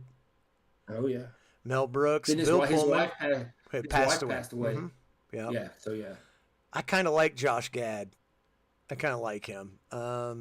He's They're kind making of a Violent Night too. I will watch that. The first one was entertaining. It wasn't go to the movie theaters to watch, but I will watch it. So Spaceballs is scheduled to be released in 2027, 40 years after the original.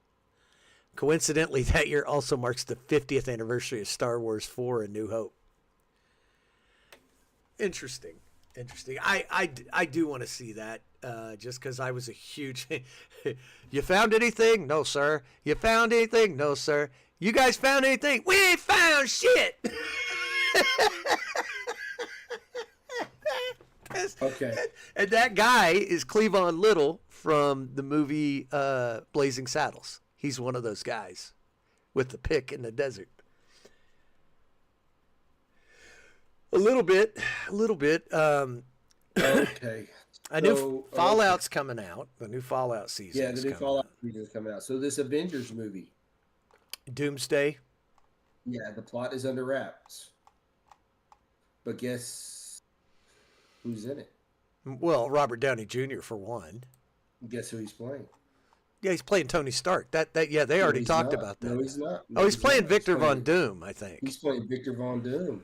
Yeah, because they did the whole like time portal bullshit, and so like as a casual fan, it's impossible to understand what's going on unless you watch all of the accoutrement that goes along with it. So just to sit down and watch the movie, you show up and there's Robert Downey. You're like, huh? I thought dude died. No. Hold on. They're bringing Patrick Stewart back as Professor X. Oh, that's right. I forgot he was Xavier. Yeah. Kelsey Grammer's old ass is gonna play Beast. Beast. Oh my god. Yeah, he was Beast in the originals with Patrick Stewart, right? Kelsey Grammer? Yeah, he was the blue guy, the blue Beast guy. Uh-huh. Yeah. Gotta look that shit up. I didn't think Kelsey Grammer was in those. Yep. I'm pretty sure he was X-Men. Beast. Let's see. Is it? I don't remember there being a Beast. Yeah. I'm gonna look. X.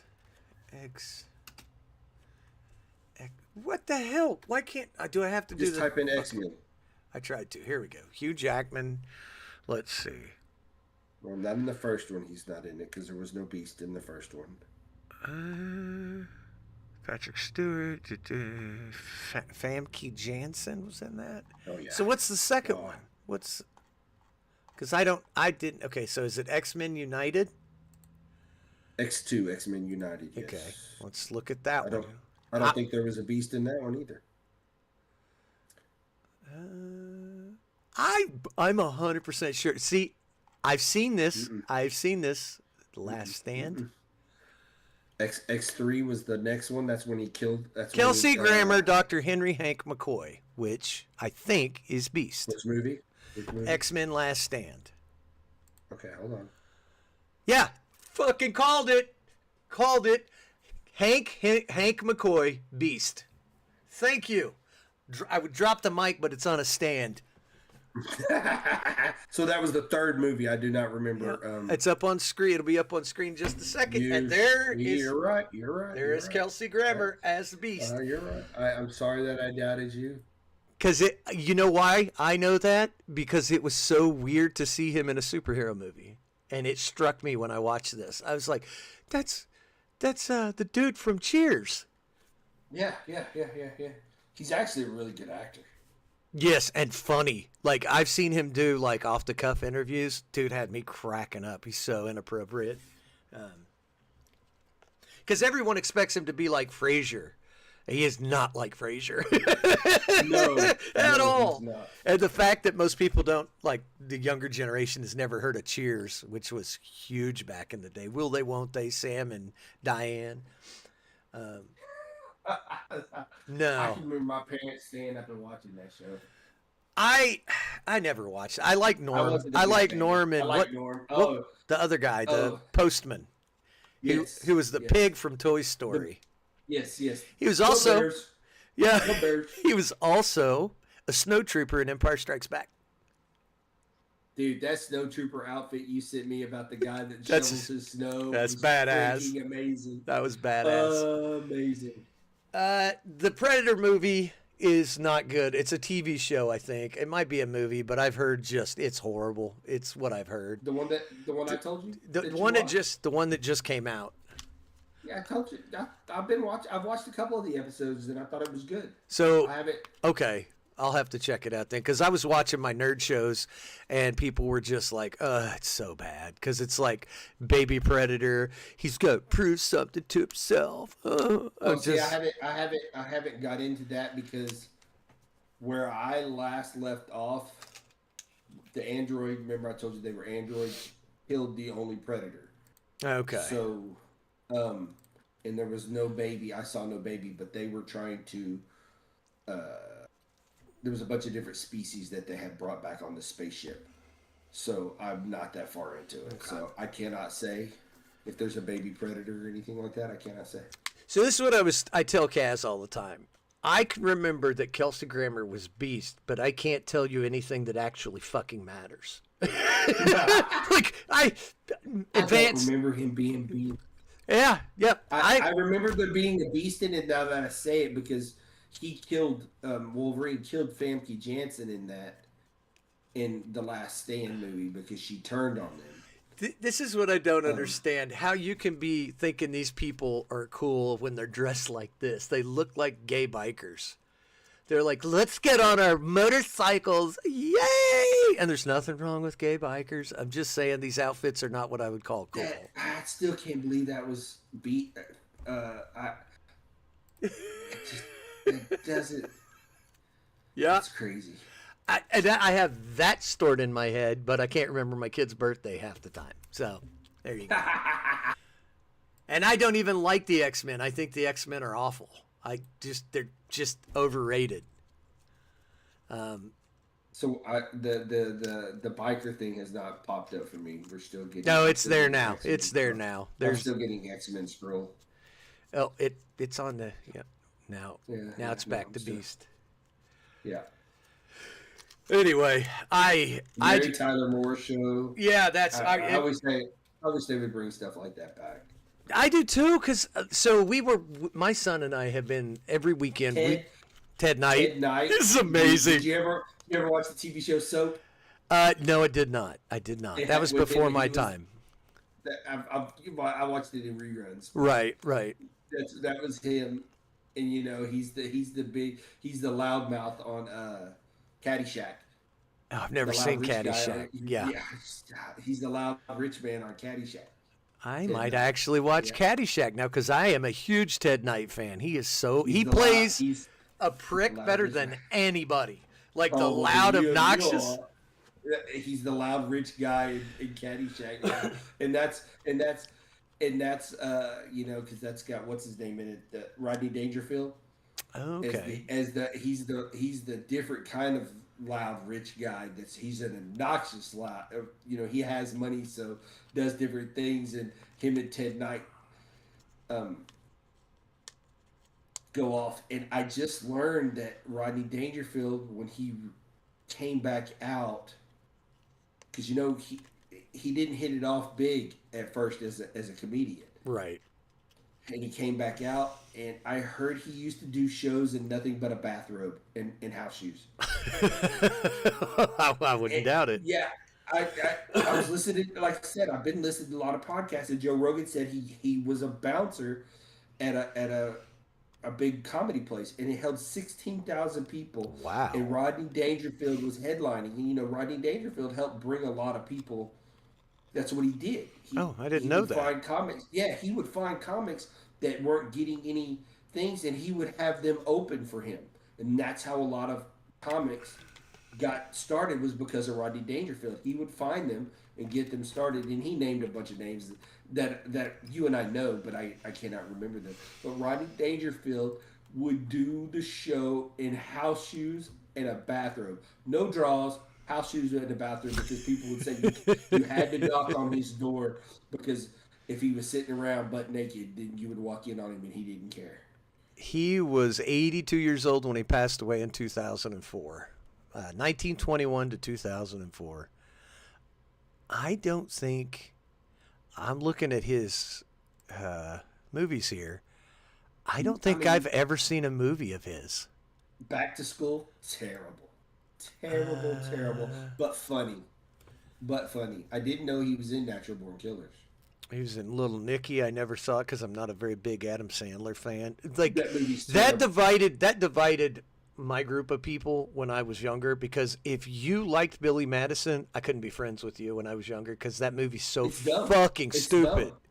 Dumb. But it has Sonya Blade in it. The original?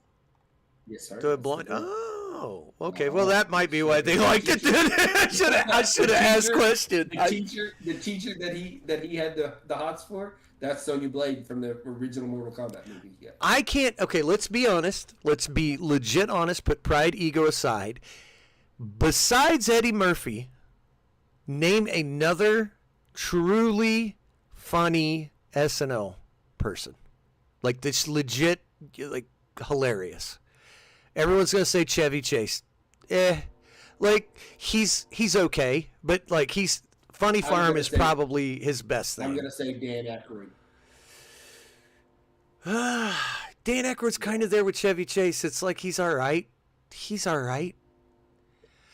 gonna say Dan Aykroyd. Nobody filled seats like Eddie Murphy. Nobody filled seats like Eddie Murphy. But I will say Dan Aykroyd. Blues Brothers. I mean, Dennis Miller had a little following. He was pretty funny. His stand-up was pretty sharp, but he was real political. Yeah, he's real political. You had to. He's a political guy. I'm just like, how is Saturday Night Live this pinnacle of comedy when, like, the best people or the people that didn't make it on the show, like Shane Gillis? Like everyone says, Chris Farley. Chris Farley was Dana had a stick. Yeah, Dana Carvey was good. Church Chat was the thing that I liked. I never laughed at it though. Church Chat was funny, but I I heard of. I didn't get to watch Saturday Night Live, so I got to hear about them, and then I saw them afterwards. Church Chat is the only SNL gig that I've I'm ever sorry, actually liked. but Mel Brooks found more funny people just on accident. Oh yeah. I Oh mean, yeah. Gene Wilder is 100% funnier than anybody Amazing. except Eddie Murphy. We put him aside. He's funnier than Chevy Chase. He's funnier than Dan Aykroyd. And he's just this dude that showed up to And act he's in creepy movies. too. And he's creepy. Yes, I love him. Oh, weird.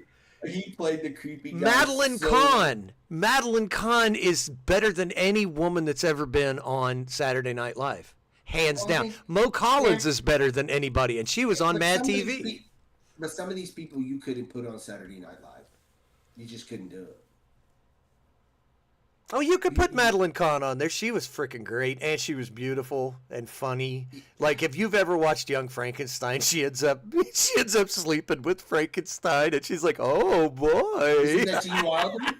It is Gene Wilder. It's Gene Wilder. Yeah, see? Like I mean, look, just go it's back pronounced and Frankenstein.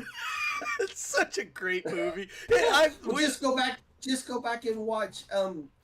What's the movie Willy Wonka, the one with Gene Wilder? Yep. That he played. He was creepy. So creepy. but That whole fucking show is funny creepy. In that movie, it was so funny. Just how sane but insane he played that. So good. Yes. So good. But then you got Gene Wilder and Richard Pryor movies. That's funnier than any Dan Aykroyd Chevy Chase movie. Like See No Evil, Hear No Evil, way freaking funnier. Way funnier. Well, Dan Aykroyd, Chevy Chase, they only did they ever do a movie together? I don't think so. I know. Well, no, they did Caddyshack 2. Okay. And well, I don't even think Chevy Chase was in Caddyshack 2. I think I don't like Dan Aykroyd because I believe he's almost Canadian, and you know how I feel about Canadians. No, Yeah. I'm just kidding. No, I think he's from Detroit. But he is from Detroit. like Bill Murray's funny. Bill Murray's genuinely funny. But was he Bill on Murray's on SNL? I don't think he was. Yes. Was he? Yes, he was. Okay. Yes, he was. That original. Murray. I guess he was part of the original cast, right? He Oh, he did from week. the original. He did the Weekend Update, right? What Yes, Bill yes, Murray yes, Weekend yes. Update? I do believe so. Dude, Bill Murray, Second yeah, I forgot City about is Bill Murray. Second City had more killers in it than anything Saturday Night Live had. They have Canadian improv groups that were killing it better than anything SNL did. I'm just like everyone lauds SNL as this pinnacle of it's been on for 700 years and so many movie stars. It's like, yeah, it's all right. It's like it's But okay. They like give us Gollum. I mean, and I swear. You mean I the guy swear- that talks about his dad dying on 9/11? I don't know if you know that, but his dad died Yes. 9/11. Yes. Yeah. He talks about that in. He's done what two Dude. stand-ups, and they're both stand-ups. Yeah, but he's. There not was a funny, group. and he cannot act. And what's even funnier is Bill Murray just recently did a movie with Gollum, and he said he didn't do bad in the movie, and I'm like, Okay. Well, I'm you're gonna old. slap you. You're old. yeah. I'll tell you another group that's 10 times funnier than anything SNL did. It's called I think it's the Boys in the Hall, Kids in the Hall. I think they Boys in were the Hall, I believe. it's Kids in the Hall. I'm pretty sure it's Is it Kids in kids. the I Hall? think it's Kids in the Hall. Those guys did not were watch it. funny as shit, and that's Canadian. So take that. You know it's funny. Yeah, Kids in the Hall, Canadian comedy series. These guys, this show, and there's people on here that you would recognize, like Dave Foley from News Radio with Joe Rogan. I recognize all of that. Kevin McDonald, Bruce McCullough, Scott Thompson. Kevin McDonald's a Canadian, isn't he? They're all Canadian. Yeah, Kevin McDonald was funny.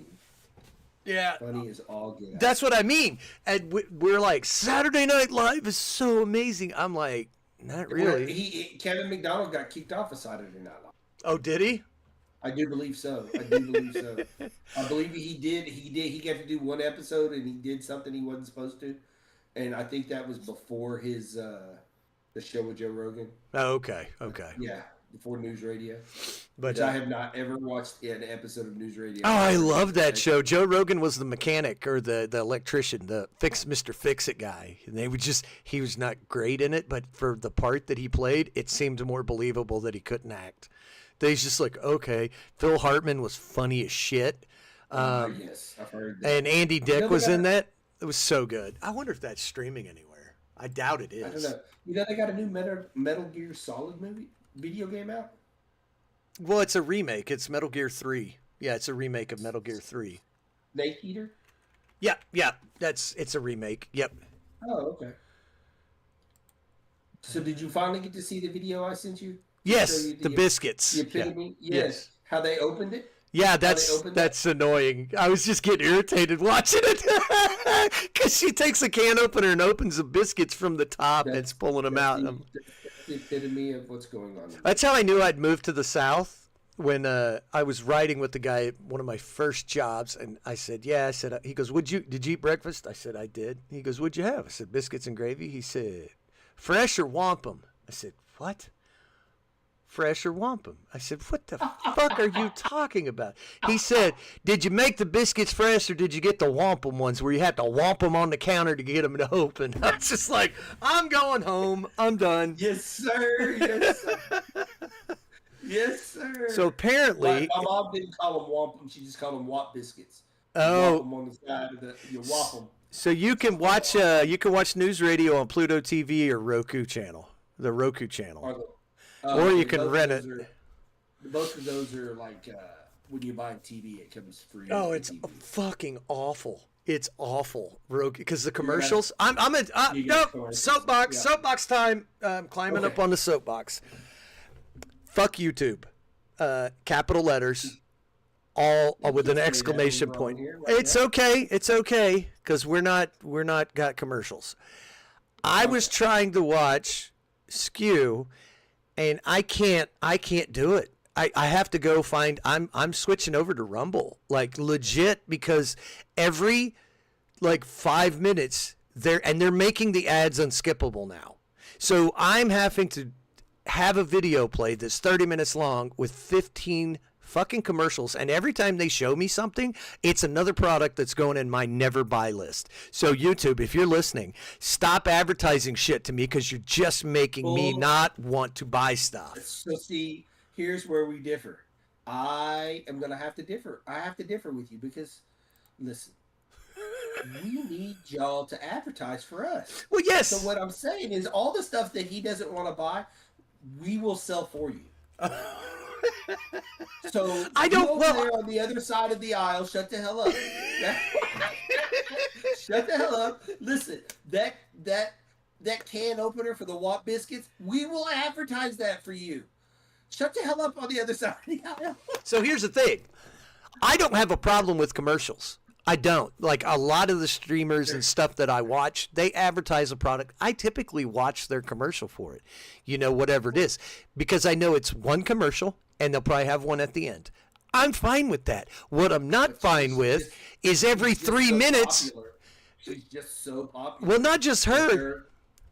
Not just her, but it's everyone, dude. Legit, every video I click on, it's like I'm watching a podcast. Quit watching the popular shit and find somebody that's unpopular. I do watch our stuff, but no, it's just one commercial. Because my thing is it's so just too much. Like, dude, I have a 20-minute drive home, okay, and I'll put a video on, push play just to listen to it. Dude, there was 12 commercials in 20 minutes. I'm not making that up. I fucking counted them, and at least 7 of them were unskippable. And it's like, and then you want to bitch about people putting ad blockers up. I totally support that. Put your ad blockers up, because that's just nefarious. And some of the guys on YouTube that are getting these ads forced into their shit, guess what? They're demonetized. So they don't even make money on those ads, which pisses me off even more. Like, how can you force ads on a demonetized channel, and then like that streamer, you're just using that as free fucking garden. You get to put it up there, yeah.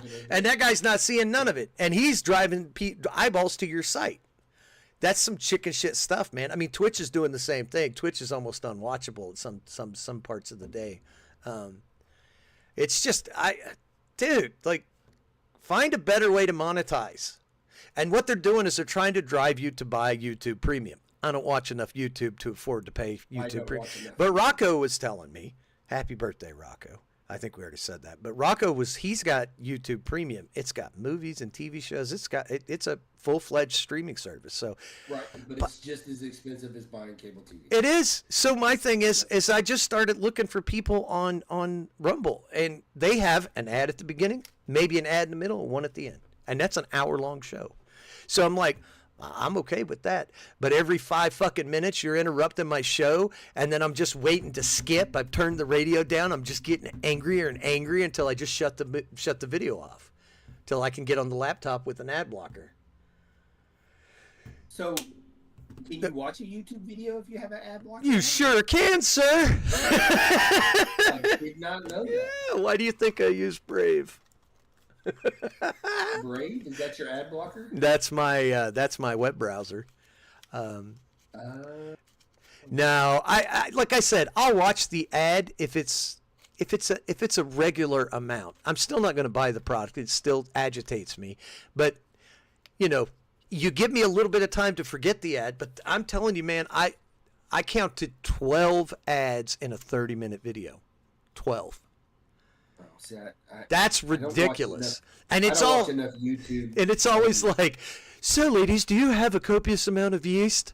Let me show you what I do. Like, what, motherfucker, at least tailor them to me.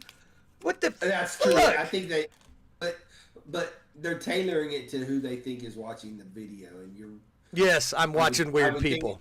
Yeah. You are watching some weird I will videos. tell you the other reason I love Skew, just another tangent here, is she was talking about somebody, and she was doing a commentary video about a YouTuber, and he got in trouble for trying to date a 14-year-old French girl, and she goes, "Oh, French? Oh, it's almost as bad as German." I was like, this is why I love her. This is absolutely why I love her. I don't have a problem with Germans, but yeah, I don't like French. French people are, ugh. I like how they protest, but anyway, that was my soapbox. Yeah, I even put that on Twitter, and I got more impressions on that than anything I've ever posted. Because it's just nefarious, man. It's just a money grab, and it is. It's shameless and it's annoying. What did you send me? I don't think I sent you anything. Oh, Perfect for That's a good way to get a divorce, sir. Yeah, I think so. Oh, I was gonna play you this video. You know the what? video? Yeah, I want to We play. have time. I want to play this video. We got to. Kaz sent this to me. I had it pulled up. Now I've lost it. That is not it. You sent me a bunch of shit while we were streaming. You said it. Jackass. The drone pilot. No, it's before Cat Williams. Yes, it's before Cat Williams. And before Gollum singing the blues. No, it's after Gollum singing. Where the fuck It's before. It's before. It's before Gollum? Okay. Yes. Two before. Okay. She's got the red and blue in her hair. Oh, there we go. Yep. Now okay. probably heard political All right. Here we go. We're going to just play this for you guys. This is from a channel. What channel is this from? This is from Michelle Maxwell. I don't know her. Now I probably don't heard know. political I don't know her content. I've never listened to it. But what she says in this video is 100%. That's too blown up. No, I don't want that. So we'll just play it like this. Take notes, pay attention. There will be a test after this. I just want you guys to see this. It's 3 minutes, and I'll probably pause it in between so we don't get copyright struck. Let's do it. Now probably heard political experts over and over refer to the fact that what we're witnessing is a color revolution, and they're right. And Can we Now- get copyright struck if it's Well, as long as we have to do formative You have to do transformative material anytime you do anything on YouTube. Otherwise, you're just watching it. And that's why you see when people do these videos, they stop and talk. So what she's talking about is color revolution. A color revolution is the shit that happens prior to a communist revolution. And you typically see these with young, disenfranchised people. Take notes, because that's what's happening in all of the Western countries right now. The economy is awful. The rich are getting richer. The kids are coming out of school. They can't do it. Because you remember, I said this a couple podcasts ago, that I was like, I get why the kids are going this way. But I don't agree with it, but I understand it. All right. Let me explain why. A color revolution is a communist globalist playbook to take over a country without tanks actually rolling down Main Street. It's how they flipped places like Serbia, Georgia, Ukraine, and they tried to flip. And the thing is with this too is the fact that we saw this in our country when they started censoring words like, you're not allowed to say retarded, you're not allowed to say what, pikey, whatever, take whatever word it is, you're not allowed to say it or we're going to cancel you. Then they start tearing down statues. Love them or hate them, those are the people that help form the country. I don't say you have to agree with them, but you're putting modern standards on history, and that just is never a good idea. A dozen others, the same exact playbook every single time. This is how they do it. 1, they demonize the leader of the people who they actually voted for. 2, they flood the country with chaos like riots, open borders, economic pain. 3, they weaponize the courts, the media, and big tech to finish him off. And 4, they install a puppet who sells the country out to China. So she says they install a puppet who sells the country out to China. So it's come to light, numerous people have reported that under the Biden administration, because we all knew, because you could see it, he was cognitively not available to be president.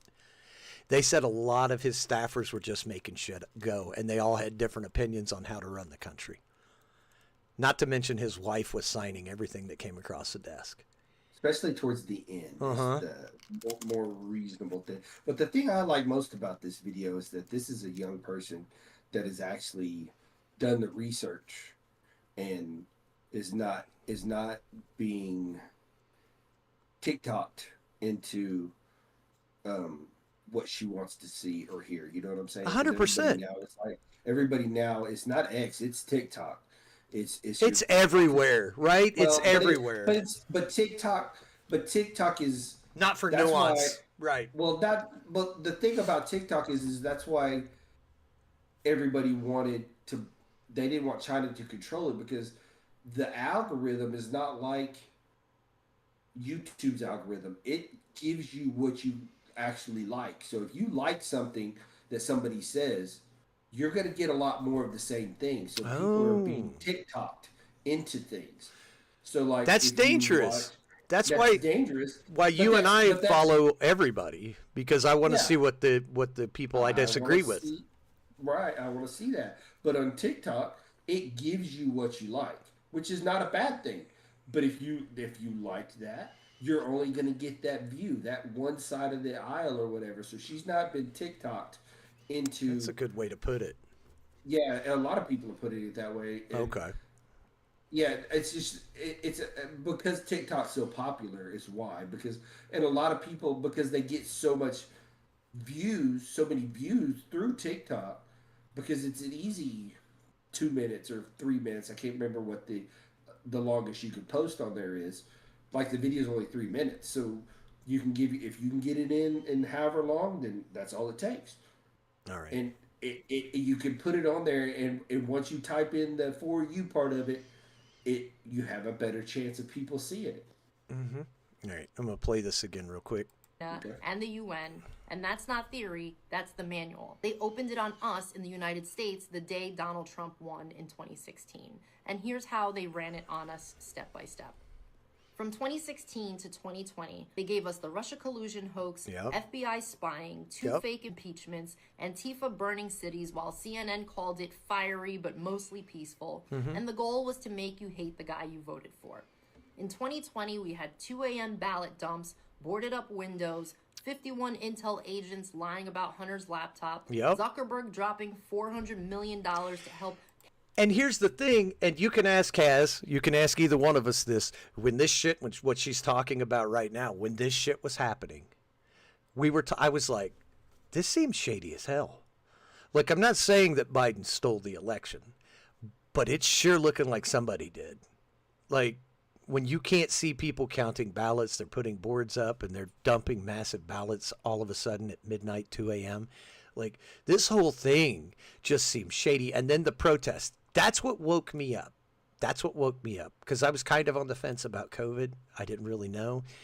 And I was never political. Like, when Kaz and I first started, we only ever talked about movies and video games. We never fucking talked politics because we just didn't care.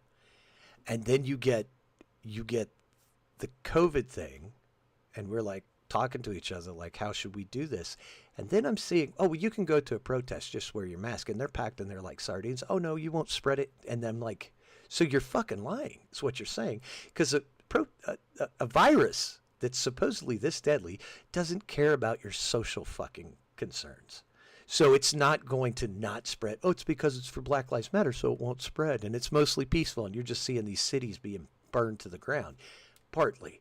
So I realized the media is lying. And then I saw on one of my social media platforms about the Hunter Biden laptop and all the stuff that was on that. And they were just like, it's a hoax. And then they started the Russia collusion shit. And I was just like, what is going on? I was like, it really worried me. Count votes in Democrat cities. And the goal there was to steal the election while calling you a conspiracy theorist for noticing. From 2021 to 2024, we had Joe Biden opening the border on day one. 12 million plus illegals, military-age men from China and Venezuela and all over the world. Free flights, free hotels, free EBT cards, all on your dime. Cities collapse, crime explodes, schools and hospitals break. The goal, to make Americans feel like strangers in their own country. Then from 2021 to 2025, 91 felony charges, Mar-a-Lago raided, gag orders, mug shots. They didn't want to just beat Trump. They wanted to break him and every future patriot who dares to run. Look at what they did to Charlie Kirk. That is a textbook color revolution. But on November 5th, 2024, the American people looked this Marxist coup dead in the eye and said, not today. 312 electoral votes, popular vote landslide, the biggest Hispanic and Black Republican turnout ever. We pulled off the greatest peaceful counter-revolution in world history. But the deep state isn't done. The same snakes who funded BLM riots, Ukraine coup, and Arab Spring still sit in the FBI.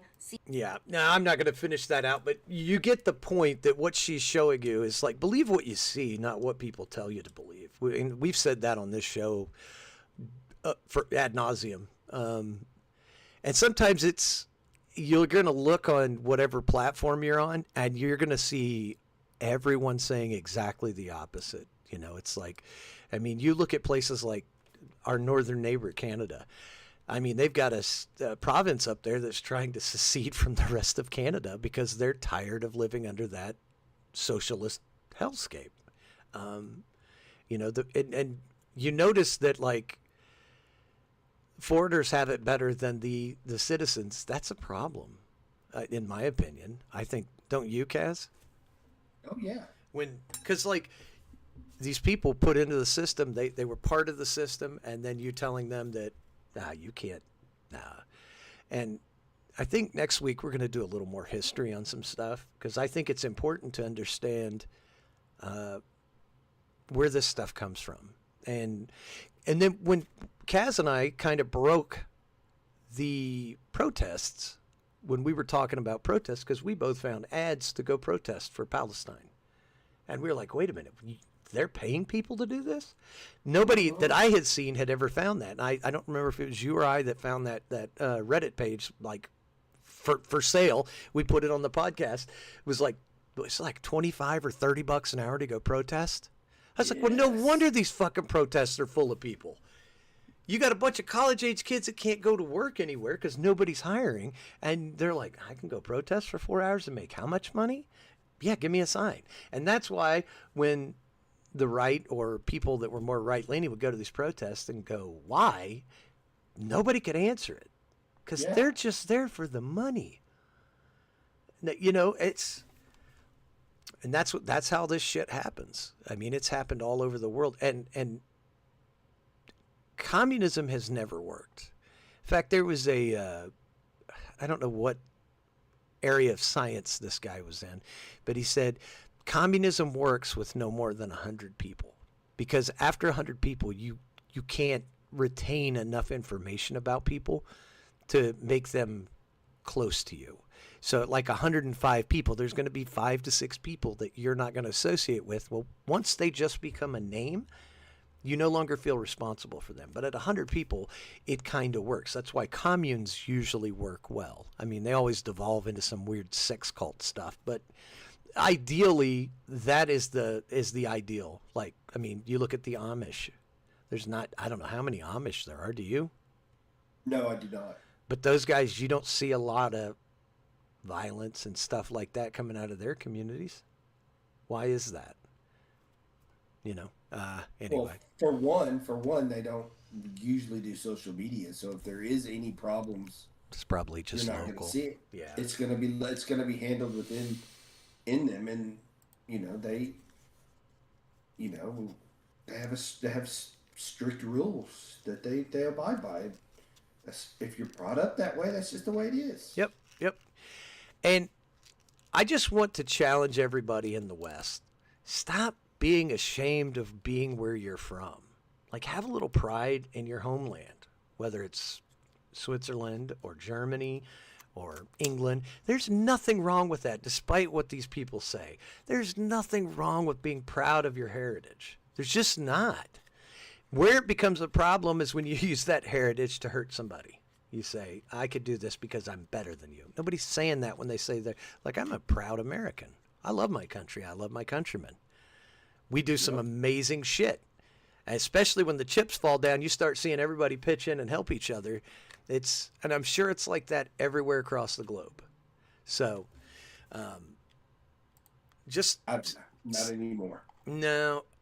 Well, you're flooding it with people that don't agree with you, that don't follow your laws, don't want to do what you want to, Anyway, I think that's going to do it. I didn't mean to get on my soapbox at the end of the show, but I figure it's a good place to do it. I wanted to share that young lady's little story because she's 100% right. Yep. That's what they do. And and she had red, white, and blue hair. Yes, she did. She had a flag behind her.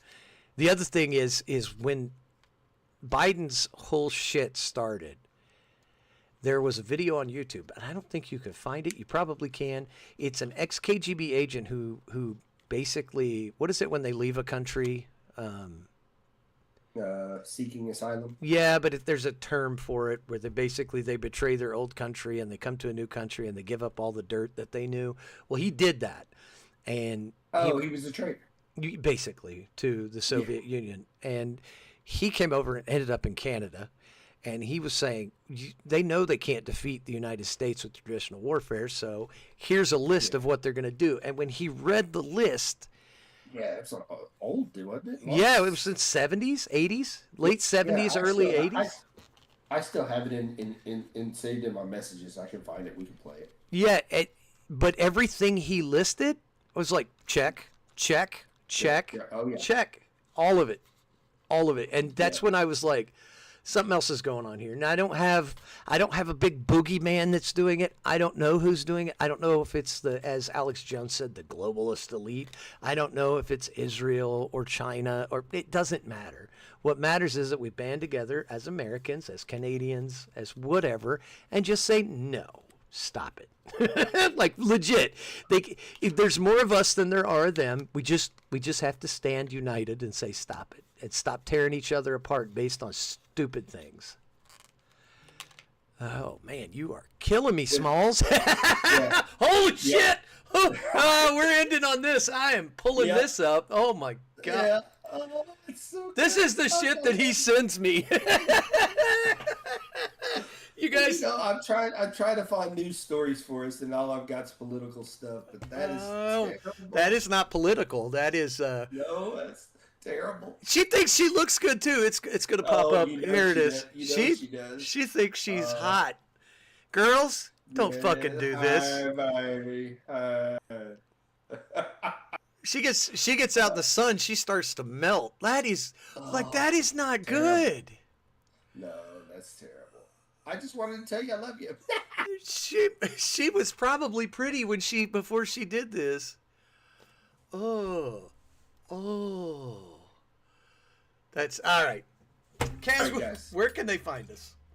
Hey, every Friday night on YouTube, 6:30. Check us out. Give us a like, a follow, a share.